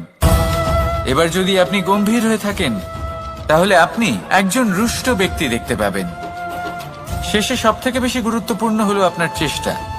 আপনাকে সবসময় চেষ্টা করতে হবে যাতে আপনি নিজেকে প্রসন্ন এবং ইতিবাচক মনোভাবে রাখেন। এটা হলো আপনারই উত্তরদায়িত্ব, তাকে পালন করুন। এই মনকে প্রসন্ন রাখুন, এই সংসারকে সুন্দর বলে মনে হবে। আর এই মন প্রসন্ন হয়ে বলবে, রাধা রাধা।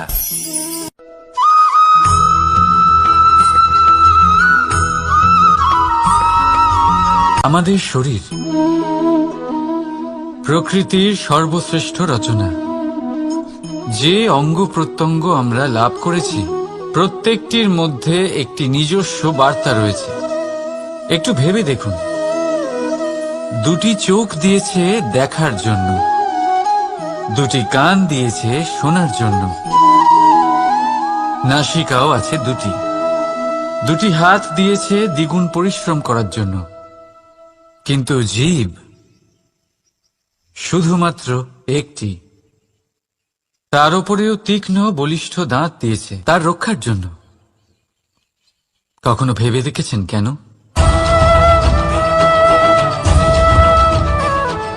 কারণ শব্দ আর শব্দের প্রয়োগ মানুষের সবচেয়ে বড় অস্ত্র, যার প্রয়োগ যত ভেবেচিন্তে করা যায়, মানুষ তার জীবনে ততটাই উপরে উঠতে পারে। তাহলে মনে রাখুন, দেখুন, শুনুন আর বুঝুন বেশি, বলুন কম। রাধা রাধা।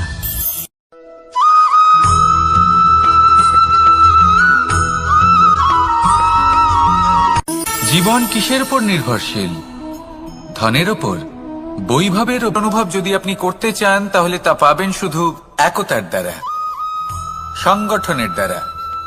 যদি আপনাকে উদাহরণ দিই, নিজের এই হাতটাকে দেখুন, 5টা আঙুল রয়েছে।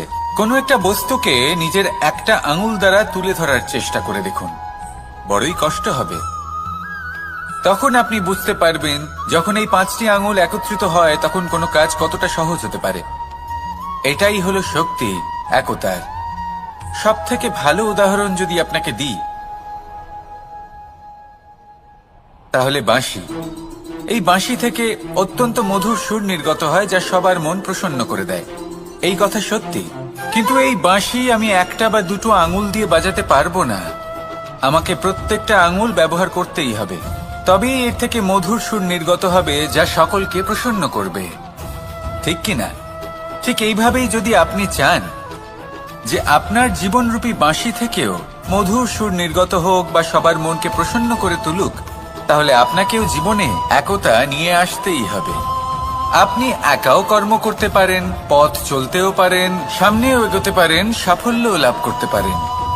কিন্তু যখন সকলে একসাথে এগোবেন, সেই পথে চলবেন, সেই কর্মই করবেন, তখন লক্ষ্যে অবশ্যই পৌঁছবেন, সাফল্য অবশ্যই লাভ করবেন।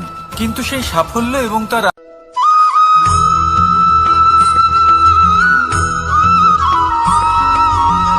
এই সংসারে সবথেকে বেশি কোমল বস্তু হলো রেশম। এই রেশম এতটাই কোমল হয় যে এর পুরো একটা থান শুধুমাত্র একটা হাতে ধরা সম্ভব।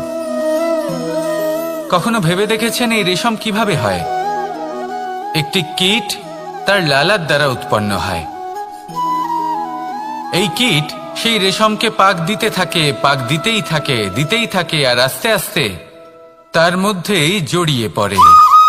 শেষে ওর এই সুন্দর অমূল্য সৃষ্টি রেশমের এই সুতো তার নির্মাণ কার্য পূর্ণ হয়, কিন্তু তাতেই ও নিজে বন্দী হয়ে যায়।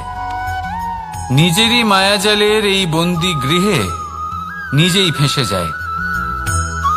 এবার এই সুতোকে ব্যবহারযোগ্য করে তোলার জন্য এই কীটগুলিকে এই কবচের সাথেই ফুটন্ত জলে ফেলে দেওয়া হয়। এই সংসারে যদি আমাদের স্বপ্ন এই সংসারের দুঃখ হরণ করার জন্য, এই সংসারে সুখ বিতরণ করার জন্য হয়, তবেই আমাদের প্রগতি সম্ভব। যদি আমাদের এই স্বপ্ন শুধুই আমাদের এবং আমাদের স্বার্থ সিদ্ধির জন্য হয়, তাহলে এই স্বপ্ন আমাদের অন্ধ করে দেবে, আমাদের অন্ধকারের পথে নিয়ে যাবে, আর আমরাও সেই কীটের মতো হয়ে যাব। নিজেদেরই মায়াজালে আমরা নিজেই ফেঁসে যাব, আর শেষে আমরা যদি কিছু লাভ করি তা হবে একাকিত্ব, অন্ধকারময় মৃত্যু। তাই স্বপ্ন অবশ্যই দেখুন, কিন্তু এমনভাবে স্বপ্ন দেখবেন না যে তার এই বন্দিগৃহে আপনি নিজেই ফেঁসে গেলেন। স্বপ্ন দেখুন পরোপকারে।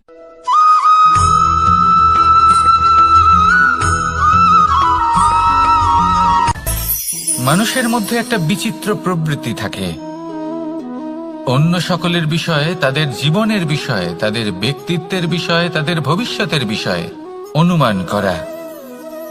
এটা হলো অনুচিত। কারোর অতীতকালকে দেখে লোকে ভবিষ্যৎ বলে দিতে পারেন, বর্তমানকে দেখে ভবিষ্যতের বিষয়ে অনুমান করে ফেলেন। উদাহরণ দিতে হলে বলবো, কোনো দাসকে দেখুন, ওকে দেখে লোকে বলে যে ওর ভবিষ্যৎ সেটাই হতে পারে, অনুমান করে ফেলেন। আর এই রাজাকে দেখুন, উনি তো কত সুখী হবেন, উনি তো জগতের সব থেকে অধিক সুখী মানুষ, কত সুখ সুবিধা আছে ওনার কাছে, ধারণা করে ফেলেন। তবে সত্য তো এটাই যে কারোর ব্যক্তিত্বের বিষয়ে, তাদের ভবিষ্যতের বিষয়ে আপনি পূর্ণ সত্য কখনোই বলতে পারবেন না, শুধু অনুমান করতে পারবেন। আর এই অনুমান করে সত্যি কোনো লাভ হয় না, কারণ এই কাল সেটা হলো অত্যন্ত শক্তিশালী।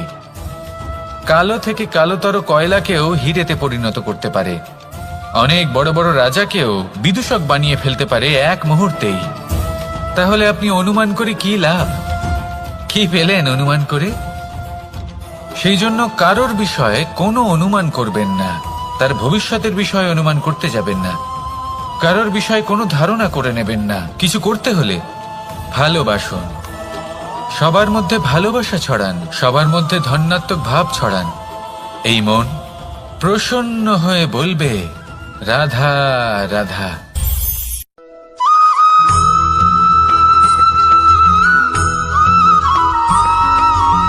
পঞ্চতত্ত্বের মধ্যে দ্বিতীয় তত্ত্ব হল ধরণী, ভূমি, যাকে আমরা ধরণী মাতা বলি। এই ধরণী ধৈর্য ধারণ করে, আর এর ওপরেই আমাদের সমগ্র সংসার নির্ভরশীল। কারণ এই ভূমি সহ্য ক্ষমতা রাখে, এর সহ্য ক্ষমতা হলো অপরিসীম। সন্তান যতই আঘাত প্রদান করুক না কেন, প্রেম পূর্বক সহ্য করে, আর তার বদলে অমূল্য রত্ন প্রদান করে। সন্তান যদি হাল চালায়, তাহলে তার বদলে তাকে অন্ন প্রদান করে। এটাই হলো ধরণী। এবার এর থেকে আমরা কি শিক্ষা পেতে পারি? এটাই যে কারোর জন্য কিছু করা বা কাউকে কিছু দেওয়া মনে কোনো কামনা ছাড়াই।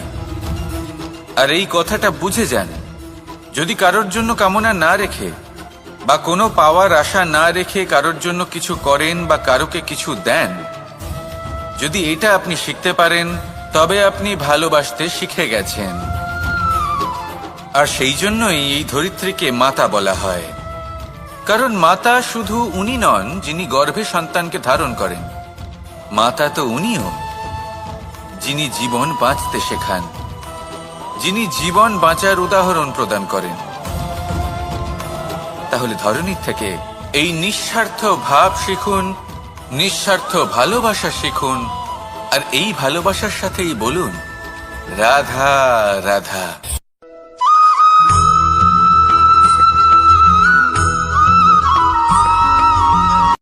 সংসারে আমাদের জীবনে যখন কোনো সুখ বা দুঃখ আসে, তার জন্য আমরা কাউকে না কাউকে অবশ্যই দায়ী করে থাকি, তাই না? এই ব্যক্তি আমাদের সাথে এরকম কাজ করেছেন, তাই আমার সাথে এমন হলো। ওই ব্যক্তি যদি এমনটা না করতেন, তাহলে আজ আমি ওই স্থানে পৌঁছতে পারতাম। সবই আপনার দৃষ্টিভঙ্গির ওপর নির্ভরশীল, আর যদি আপনার দৃষ্টিভঙ্গি এমন হয়, তাহলে তা অনুচিত। সত্যি কথা বলতে, এই সংসারে ভিন্ন ভিন্ন ধরনের মানুষ আছে। এটা আপনার ওপর নির্ভর করছে কিভাবে তাদের স্বাগত জানাবেন। একবার ভাবুন, আমি আমার দুটো হাত সামনে নিয়ে এলাম, দুটো মুঠো খুলে দিলাম। দুই প্রকারের মানুষ আসবেন, কিছু না কিছু দিয়ে যাবেন। এই মুঠো যদি আমি বন্ধ করে দিই, তাহলে না কেউ আমাকে কিছু দিতে পারবে, না আমার কিছু যাবে আসবে। নিশ্চয়ই বুঝতে পারছেন এই দুই ধরনের ব্যক্তি কারা এবং তারা কি দিয়ে যান। আমি যদি নিজের মুঠো খুলে দিই, তাহলে কিছু ভালো মানুষ আসবেন, আমাকে আনন্দ, সন্তুষ্টি, জ্ঞান প্রদান করে যাবেন, ভালো অভিজ্ঞতা দিয়ে যাবেন। কোনো খারাপ ব্যক্তি যদি আসেন, তাহলে তিনিও খারাপ অভিজ্ঞতা দেবেন, যার থেকে আমি শিক্ষা লাভ করব। এই সব কিছু আমি লাভ করতে পারি।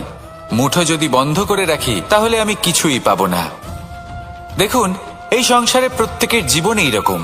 প্রত্যেকের জীবনে সবকিছুই আছে, ভালো খারাপ দুই মানুষই আছে। ভালো অভিজ্ঞতা আছে, খারাপ অভিজ্ঞতা আছে। নির্ভর করছে আপনার উপর যে আপনি কি করবেন, এনাদের স্বাগত কিভাবে জানাবেন, কার থেকে কি বুঝবেন, কি শিখতে পারবেন, আর কোন দৃষ্টিভঙ্গি নিয়ে অগ্রসর হবেন। এটাই নির্ধারণ করবে যে আপনার জীবন কেমন হবে। আসুন আমার সাথে ভালোবেসে বলুন, রাধা রাধা।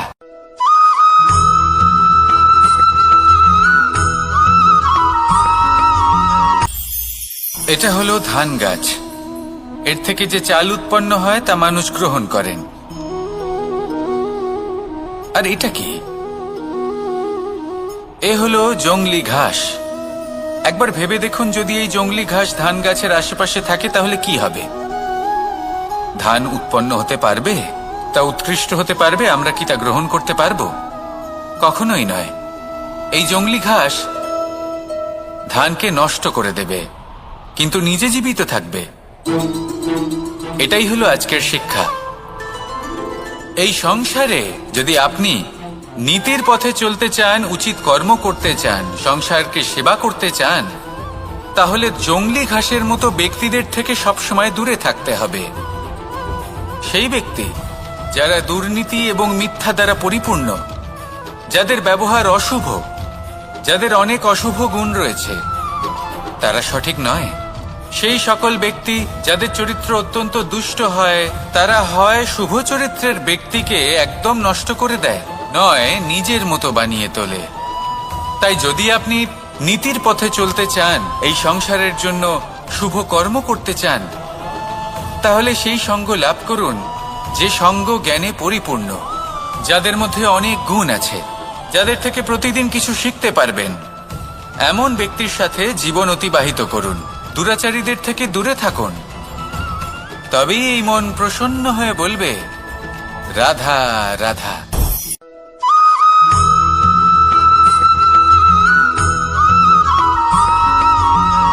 মানুষের মানসিকতা এমন হয় যে সে যতটা করে, আশা করে যে তার থেকে অনেক বেশি তার বদলে সে পাবে।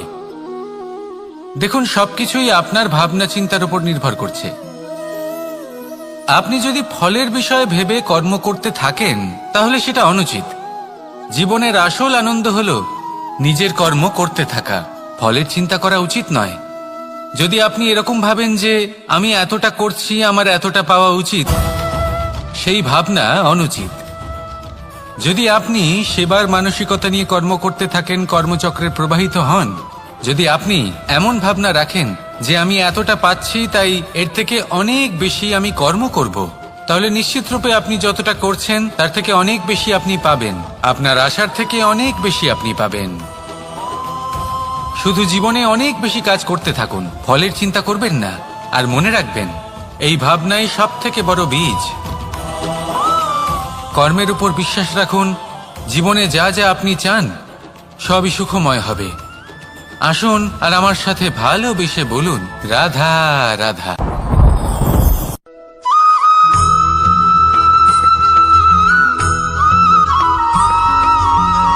আপনি কখনো কোনো বাজকে নিজের বাসা বানাতে দেখেছেন? এই বাজ যখনই কোনো বাসা বানায় তখন উঁচু গাছের ডালে বা কোনো পর্বতের শিখরে বাসা বানায়, অনেক উচ্চতায়। আর সেখানে তার সন্তানও জন্মগ্রহণ করে। যখন এই সন্তানেরা জন্মায় তখন এই বাজ খুবই ভালোবেসে এবং খুব সাবধানে এদের পালন পোষণ করে। নিজের ঠোঁট দিয়ে তাদের ঠোঁটে খাবার পরিবেশন করে। কিন্তু যেই সেই সন্তানেরা হৃষ্টপুষ্ট হয়ে যায় এবং সেই কথা বাজ নিজে বুঝতে পেরে যায়, সেই বাজ নিজেই সেই বাসা ছিন্ন ভিন্ন করে দেয়। সেই সন্তান যাদের সবেমাত্র ডানা গজিয়েছে, কিভাবে উড়তে হয় তারা জানে না, সেই সন্তানগুলিকে উচ্চতা থেকে ঠেলে দেয়। সেই সন্তান প্রথমে ভয়ভীত হয়ে যায়।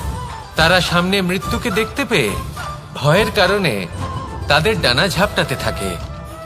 আর সেই প্রক্রিয়াতেই সেই সন্তানগুলি উড়তে শুরু করে দেয়। এবার এই ঘটনায় আমরা কি শিক্ষা পেতে পারি? এটাই, যদি আপনি মাতা পিতা হন তাহলে নিজের সন্তানকে অবশ্যই স্নেহ করুন, কিন্তু তাদেরকে নিজের আঁচলের তলায় বেঁধে রাখবেন না।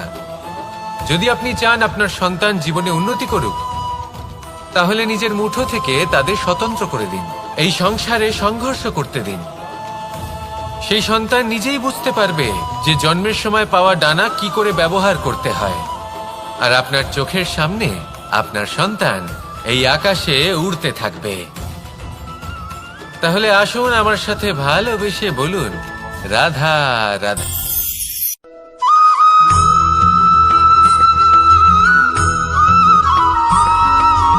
বসন্ত ঋতু, এই সময় মন আনন্দে ভরে থাকে। এমন মনে হয় যেন আমরা আকাশে বিচরণ করতে চলে যাই, কিন্তু সেটা তো সম্ভব নয়। সেই জন্য হয়তো আমরা ঘুড়ি ওড়াই, এই ঘুড়িকে নিজেদের প্রতিরূপ মনে করে। এবার অনেক মানুষ আছেন যারা ঘুড়ি ওড়ান, কিন্তু এই কর্মের সারমর্ম কি সেটা কজন বুঝতে পারেন? আপনি এটা মনে করুন যে আপনি হলেন সেই ঘুড়ি, আর এই সুতো যিনি ধরে রয়েছেন তিনি হলেন পরমাত্মা। আর এই সুতো যেখান থেকে শুরু হয় সেই লাটাই হলো আমাদের কর্মচক্র। এবার আপনি নিজেই অনুমান করুন যে এই উড়ান কার ওপর নির্ভরশীল? পরমাত্মার ওপর আর আপনার কর্মের ওপর। যদি পরমাত্মা আপনার হাত ধরে থাকেন, আপনার সাথে থাকেন, যদি আপনি শুভ কর্ম করতে থাকেন, আপনি এই আকাশে উড়তে থাকবেন। কিন্তু কোথাও কোথাও যদি পরমাত্মার সাথে এই বন্ধন ছিন্ন হয়, আপনার কর্মচক্র খারাপ হয়ে যায় বা থেমে যায়, তাহলে আপনার এই ঘুড়ি কেটে যাবে আর দূরে কোনো গাছের ডালে গিয়ে আটকে যাবে। তাই শুধুমাত্র ঘুড়ি ওড়াবেন না, তার থেকে শিখুন। পরমাত্মার সাহচর্যে থাকুন, সবসময় শুভ কর্ম করতে থাকুন আর সবসময় এই আকাশে উড়তে থাকুন। আসুন আর আমার সাথে ভালোবেসে বলুন, রাধা রাধা।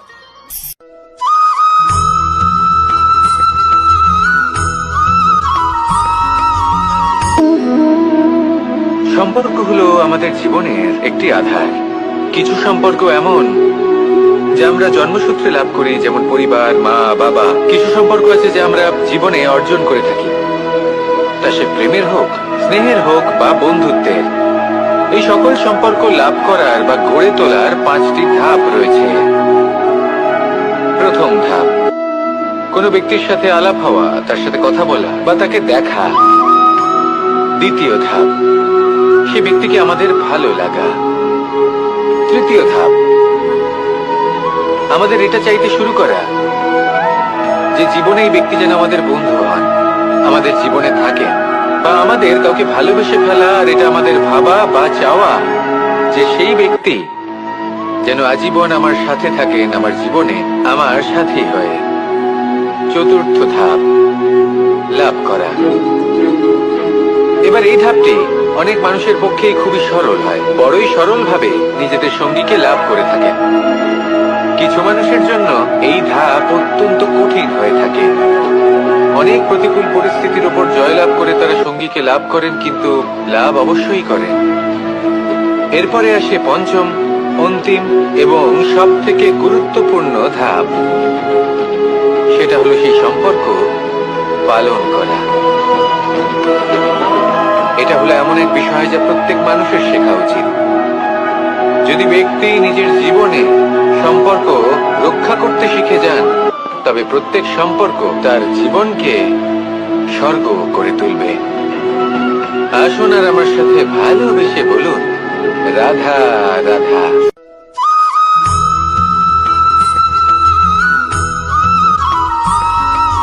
জীবনে যখন কোনো ব্যক্তি নিজের লক্ষ্য প্রাপ্তির জন্য নিরন্তর পরিশ্রম করতে থাকেন, চেষ্টা করতে থাকেন, তখন তিনি কষ্ট অনুভব করেন, কখনো শারীরিক কষ্ট, কখনো মানসিক কষ্ট। এবার উনি এটা ভাবতে থাকেন যে আমি কি উচিত করছি নাকি অনুচিত করছি। কারণ অন্যদিকে এমন একজন ব্যক্তিও আছেন যিনি একদমই পরিশ্রম চেষ্টা করছেন না। তিনি মদিরা পান করেন, বিলাসিতায় জীবন কাটান, অলস প্রকৃতির হয়ে ওঠেন, নিদ্রাতে বিলীন হয়ে থাকেন আর ভাবেন যে তিনি সুখ লাভ করছেন। কিন্তু এরকম কেন হয়? কারণ যখন আমরা সৎ পথে থাকি, উচিত পথে চলি, লক্ষ্য প্রাপ্ত করার জন্য চেষ্টা করতে থাকি, তখন আমাদের ভেতরে থাকা নেতিবাচক শক্তি এবং পাপ এবার সেখানে যদি আমরা কুপথে চলি, অনুচিত পথে চলতে থাকি, তাহলে আমাদের ভেতরে থাকা পুণ্য এবং ধনাত্মক শক্তি আমাদের দেহ ত্যাগ করে দেয়। আর এই অনুভূতির কারণেই আমরা সুখ অনুভব করি। কিন্তু কখনো ভাববেন যে এই সুখ বেশি সময় পর্যন্ত থাকে না। সেই জন্য সবসময় মনে রাখবেন, যদি আপনি জানেন যে এটাই আপনার লক্ষ্য, এটাই উচিত পথ, শুভ পথ, তাতে নিরন্তরভাবে এগিয়ে যেতে চেষ্টা করতে থাকুন। এই কষ্ট আপনাকে সুখের পরাকাষ্ঠায় কখন পৌঁছে দেবে তা আপনি জানতেই পারবেন না। আসুন আমার সাথে ভালোবেসে বলুন, রাধা রাধা।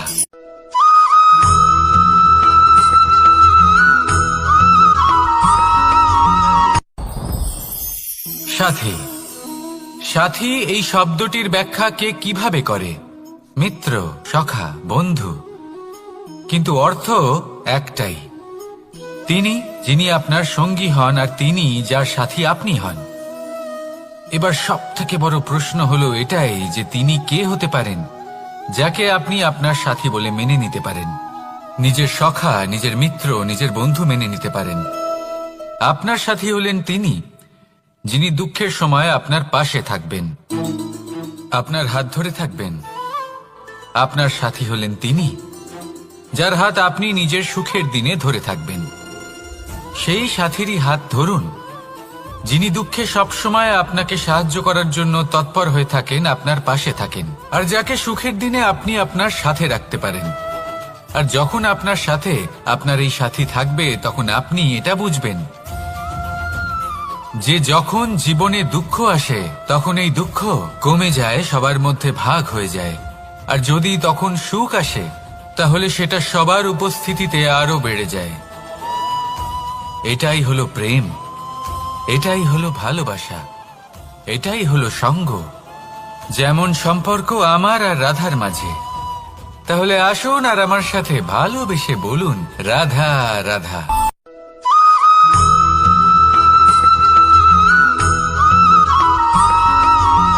পঞ্চতত্ত্বের মধ্যে দ্বিতীয় তত্ত্ব হল ধরণী, ভূমি, যাকে আমরা ধরণী মাতা বলি। এই ধরণী ধৈর্য ধারণ করে, আর এর ওপরেই আমাদের সমগ্র সংসার নির্ভরশীল।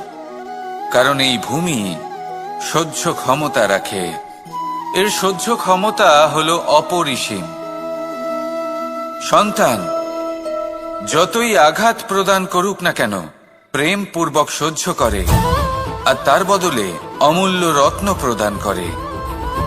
সন্তান যদি হাল চালায়, তাহলে তার বদলে তাকে অন্ন প্রদান করে। এটাই হলো ধরণী। এবার এর থেকে আমরা কি শিক্ষা পেতে পারি? এটাই যে কারোর জন্য কিছু করা বা কাউকে কিছু দেওয়া মনে কোনো কামনা ছাড়াই।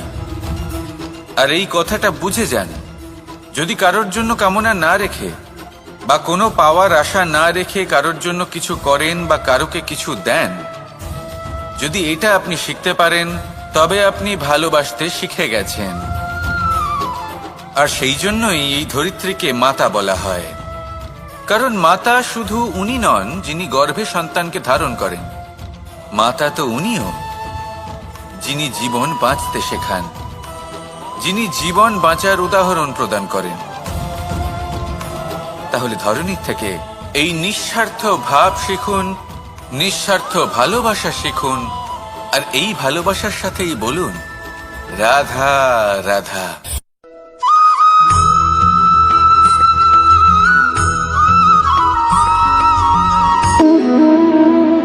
সম্পর্ক হলো আমাদের জীবনের একটি আধার। কিছু সম্পর্ক এমন যা আমরা জন্মসূত্রে লাভ করি, যেমন পরিবার, মা, বাবা। কিছু সম্পর্ক আছে যা আমরা জীবনে অর্জন করে থাকি, তা সে প্রেমের হোক, স্নেহের হোক বা বন্ধুত্বের। এই সকল সম্পর্ক লাভ করার বা গড়ে তোলার 5টি ধাপ রয়েছে। প্রথম ধাপ, কোনো ব্যক্তির সাথে আলাপ হওয়া, তার সাথে কথা বলা বা তাকে দেখা। দ্বিতীয় ধাপ, সে ব্যক্তিকে আমাদের ভালো লাগা। তৃতীয় ধাপ, আমাদের এটা চাইতে শুরু করা যে জীবনে এই ব্যক্তি যেন আমাদের বন্ধু হন, আমাদের জীবনে থাকেন, বা আমাদের কাউকে ভালোবেসে ফেলা। আর এটা আমাদের ভাবা বা চাওয়া যে সেই ব্যক্তি যেন আজীবন আমার সাথে থাকেন, আমার জীবনে আমার সাথী হয়ে। চতুর্থ ধাপ, লাভ করা। এবার এই ধাপটি অনেক মানুষের পক্ষেই খুবই সরল হয়, বড়ই সরল ভাবে নিজেদের সঙ্গীকে লাভ করে থাকেন। কিছু মানুষের জন্য এই ধাপ অত্যন্ত কঠিন হয়ে থাকে। অনেক প্রতিকূল পরিস্থিতির উপর জয়লাভ করে তারা সঙ্গীকে লাভ করেন, কিন্তু লাভ অবশ্যই করেন। এরপরে আসে পঞ্চম, অন্তিম এবং সব থেকে গুরুত্বপূর্ণ ধাপ। সেটা হলো সেই সম্পর্ক পালন করা। এটা হলো এমন এক বিষয় যা প্রত্যেক মানুষের শেখা উচিত। যদি ব্যক্তি নিজের জীবনে সম্পর্ক রক্ষা করতে শিখে যান, তবে প্রত্যেক সম্পর্ক তার জীবনকে স্বর্গ করে তুলবে। আসুন আর আমার সাথে ভালোবেসে বলুন রাধা রাধা।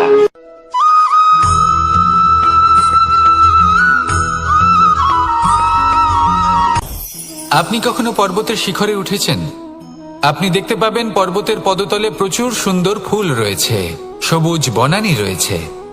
যত আপনি ওপরে উঠতে থাকবেন তত ফুল কমতে থাকবে, সবুজ বনানী কমতে থাকবে। আরো কিছুটা ওপরে উঠলে কাঁটা জাতীয় গাছ দেখতে পাবেন, শুকনো গাছ দেখতে পাবেন। আরো যদি ওপরে ওঠেন তাহলে পাষাণ দেখতে পাবেন। আরো ওপরে উঠলে হিমখণ্ড দেখতে পাবেন। এই যে পর্বত, তা মনুষ্য জীবনের সব থেকে উত্তম উদাহরণ।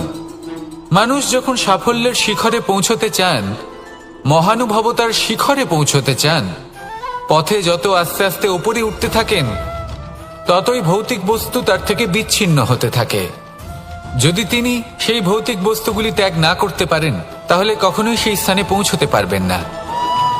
আর মানুষ যদি উচিত ত্যাগ করতে পারেন, পথে অগ্রসর হতে থাকেন, এগোতে থাকেন, তাহলে একদিন না একদিন তিনি মহানুভবতার, জ্ঞানের, সাফল্যের হিমের স্বাদ অবশ্যই লাভ করবেন। মনে রাখবেন, মানব জীবনে ত্যাগ হলো অত্যন্ত গুরুত্বপূর্ণ অংশ। আসুন আমার সাথে ভালোবেসে বলুন রাধা রাধা।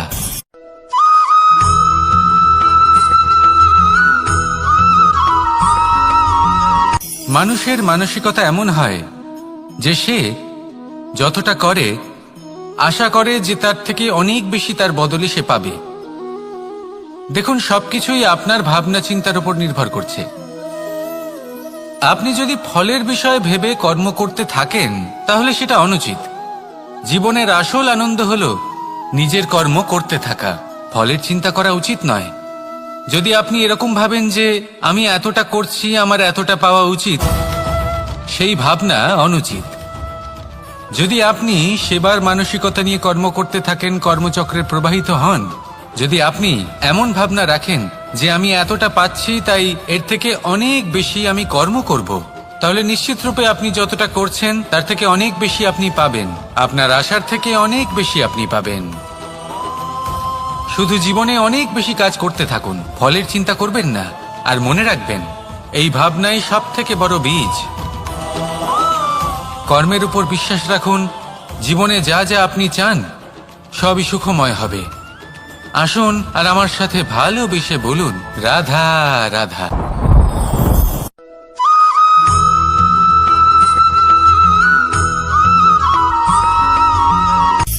সূচের শেষে একটি ছিদ্র থাকে, যার দ্বারা আমরা এই সুতো পরাতে পারি। আর তারপর সূচের সাহায্যে এই সুতো দিয়ে বস্ত্র সেলাই করা যায়।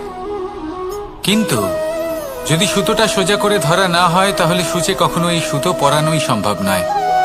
যদি এতে কোনো গিঁট পড়ে, তখন তা কখনোই এই ছিদ্র দ্বারা প্রবেশ করা সম্ভব নয়। ঠিক এইভাবেই যদি আপনি কারোর জীবনে প্রবেশ করতে চান, কারোর অন্তরে প্রবেশ করতে চান, তাহলে আপনাকেও সহজ থাকতে হবে। এতে কোনো গিঁট থাকলে চলবে না, অর্থাৎ মনে যাতে কোনো মালিন্য না থাকে, যেন কোনো কুচিন্তা না থাকে। যদি এসব থাকে, তাহলে আপনি কখনো কারোর জীবনে প্রবেশ করতে পারবেন না। আর যদি কোনোভাবে আপনি প্রবেশ করেও যান, তাহলে তার মনে ঘর করতে পারবেন না। নিজেকে এই সুতোর মতন করে তুলুন, সহজ। মনে যেন কোনো কুচিন্তা না থাকে, সবার প্রতি যেন সদ্ভাবনা থাকে, শুভ চিন্তা থাকে। এমনটা করতে থাকুন। এমন একটা দিন আসবে যেদিন এই সমস্ত সংসারের ব্যক্তির মনে আপনি বাস করবেন। আর তখন এই মন প্রসন্ন হয়ে বলবে, রাধা রাধা।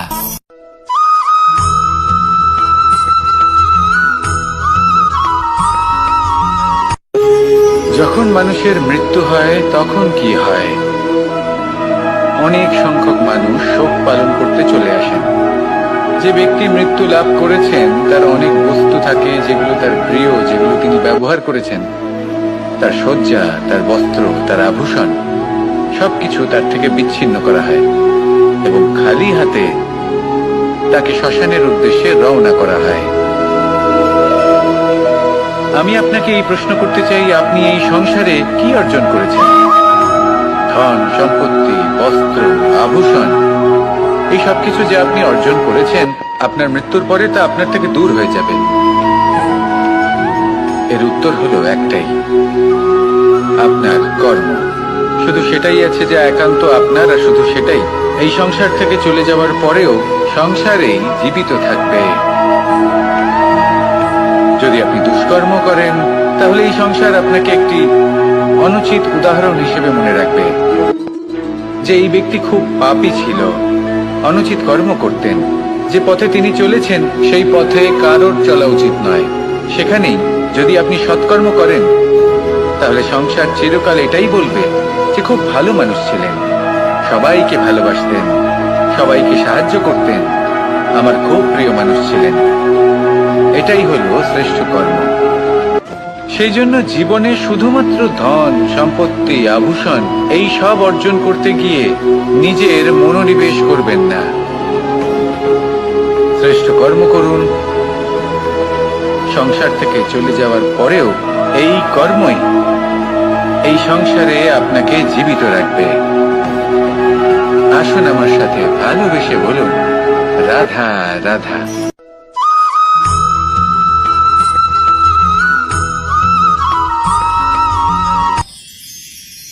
মানুষ তার জীবনে দুই ধরনের পরিস্থিতিকে খুব ভয় পায়।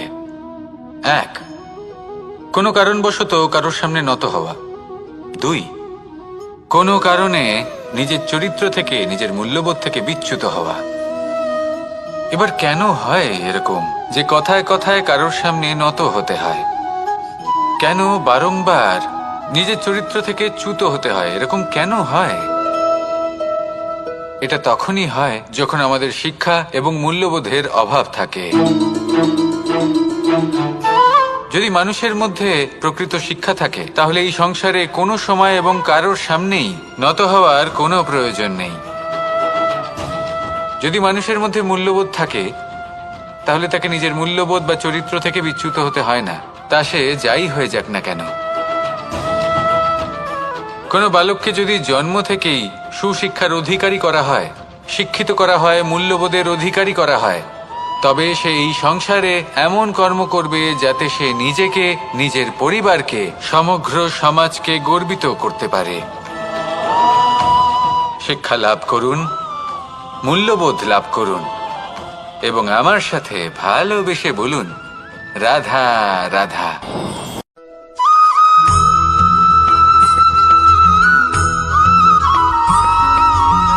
কথায় আছে যে এমন কোনো অক্ষর নেই যার দ্বারা কোনো মন্ত্র হয় না, এমন কোনো বনস্পতি নেই যা নিজেই একটা ঔষধি নয়, পৃথিবীর এমন কোনো ব্যক্তি নেই যার মধ্যে কোনো যোগ্যতা থাকে না। শুধু প্রয়োজন হলো যে ব্যক্তিকে আমরা খুঁজে চলেছি তাকে সঠিকভাবে চিনে নেওয়া। যদি তার যোগ্যতা, তার বিশেষত্ব আমরা বুঝতেই না পারি, তাহলে আর লাভ কি রইল? এই সংসারে এমন অনেক ব্যক্তি রয়েছেন যারা ছোট ছোট অসফলতার কারণে আপনাকে এটা বলে দেবে যে আপনি কোনো কাজের নন, আপনি হলেন মূর্খ, আপনি কিছুই করতে পারবেন না। এইসব কথায় কখনোই বিশ্বাস করবেন না, কারণ আপনি এবং প্রত্যেকটি জীব এই পরমাত্মা এবং এই প্রকৃতির সৃষ্টি, যা অত্যন্ত বিশেষ। যদি আপনাকে উদাহরণ দিই তাহলে একদিকে আছে তরোয়াল, একটা বড় লম্বা তরোয়াল যার দ্বারা যুদ্ধ করা যায়, জয়লাভ করা যায়, আর অন্যদিকে রয়েছে একটা ছোট্ট সূচ। কিন্তু যে কাজ একটা ছোট্ট সূচ করতে পারে তা একটা তরোয়াল দ্বারা সম্ভব নয়। এর অর্থ হলো এটাই যে প্রত্যেকটা রচনা অত্যন্ত অমূল্য এবং অত্যন্ত বিশেষ হয়। তাহলে বিশ্বাস রাখুন যে আপনি অত্যন্ত বিশেষ একজন, আর প্রেমের সাথে বলুন, রাধা রাধা।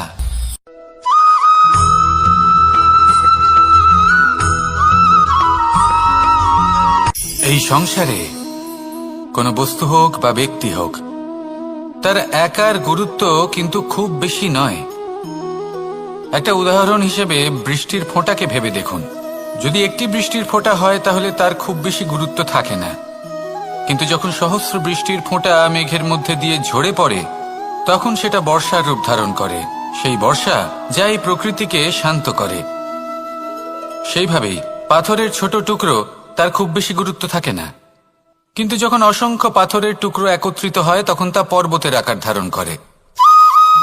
সেইভাবেই কিছু মানুষ যখন একত্রিত হন তখন তৈরি হয় পরিবার, কিছু পরিবার যখন একত্রিত হয় তখন তৈরি হয় সমাজ, যখন অনেক সংখ্যক সমাজ একত্রিত হয় তখন তৈরি হয় রাজ্য। এবার এই রাজ্যের সবথেকে গুরুত্বপূর্ণ ব্যক্তি হতে পারেন রাজা, কিন্তু তাও সেই রাজা একা কিছু করতে পারেন না। যুদ্ধ লড়ার সময় তারও নিজের সৈন্যদলকে প্রয়োজন পড়ে। কিন্তু এই সংসারে এমন একজন ব্যক্তি আছেন যিনি একাই সব কাজ করতে থাকেন, এবং সেই ব্যক্তি হলেন মা। আমাদের জীবনে একজন পিতার ভূমিকা কিন্তু নিঃসন্দেহে অমূল্য, কিন্তু আমাদের সকলের জীবনে যে ভূমিকা একজন মায়ের তা অন্য কারোর থাকে না। একজন মা একাই সন্তানকে বড় করতে পারেন, সংস্কারী করে তুলতে পারেন, তার জন্য পরিশ্রম করেন, আর এত কিছু কাজ করার পরেও তার কাজের জন্য তিনি প্রশংসা অবশ্য পান না। উল্টে যদি সেই সন্তান অনুচিত পথে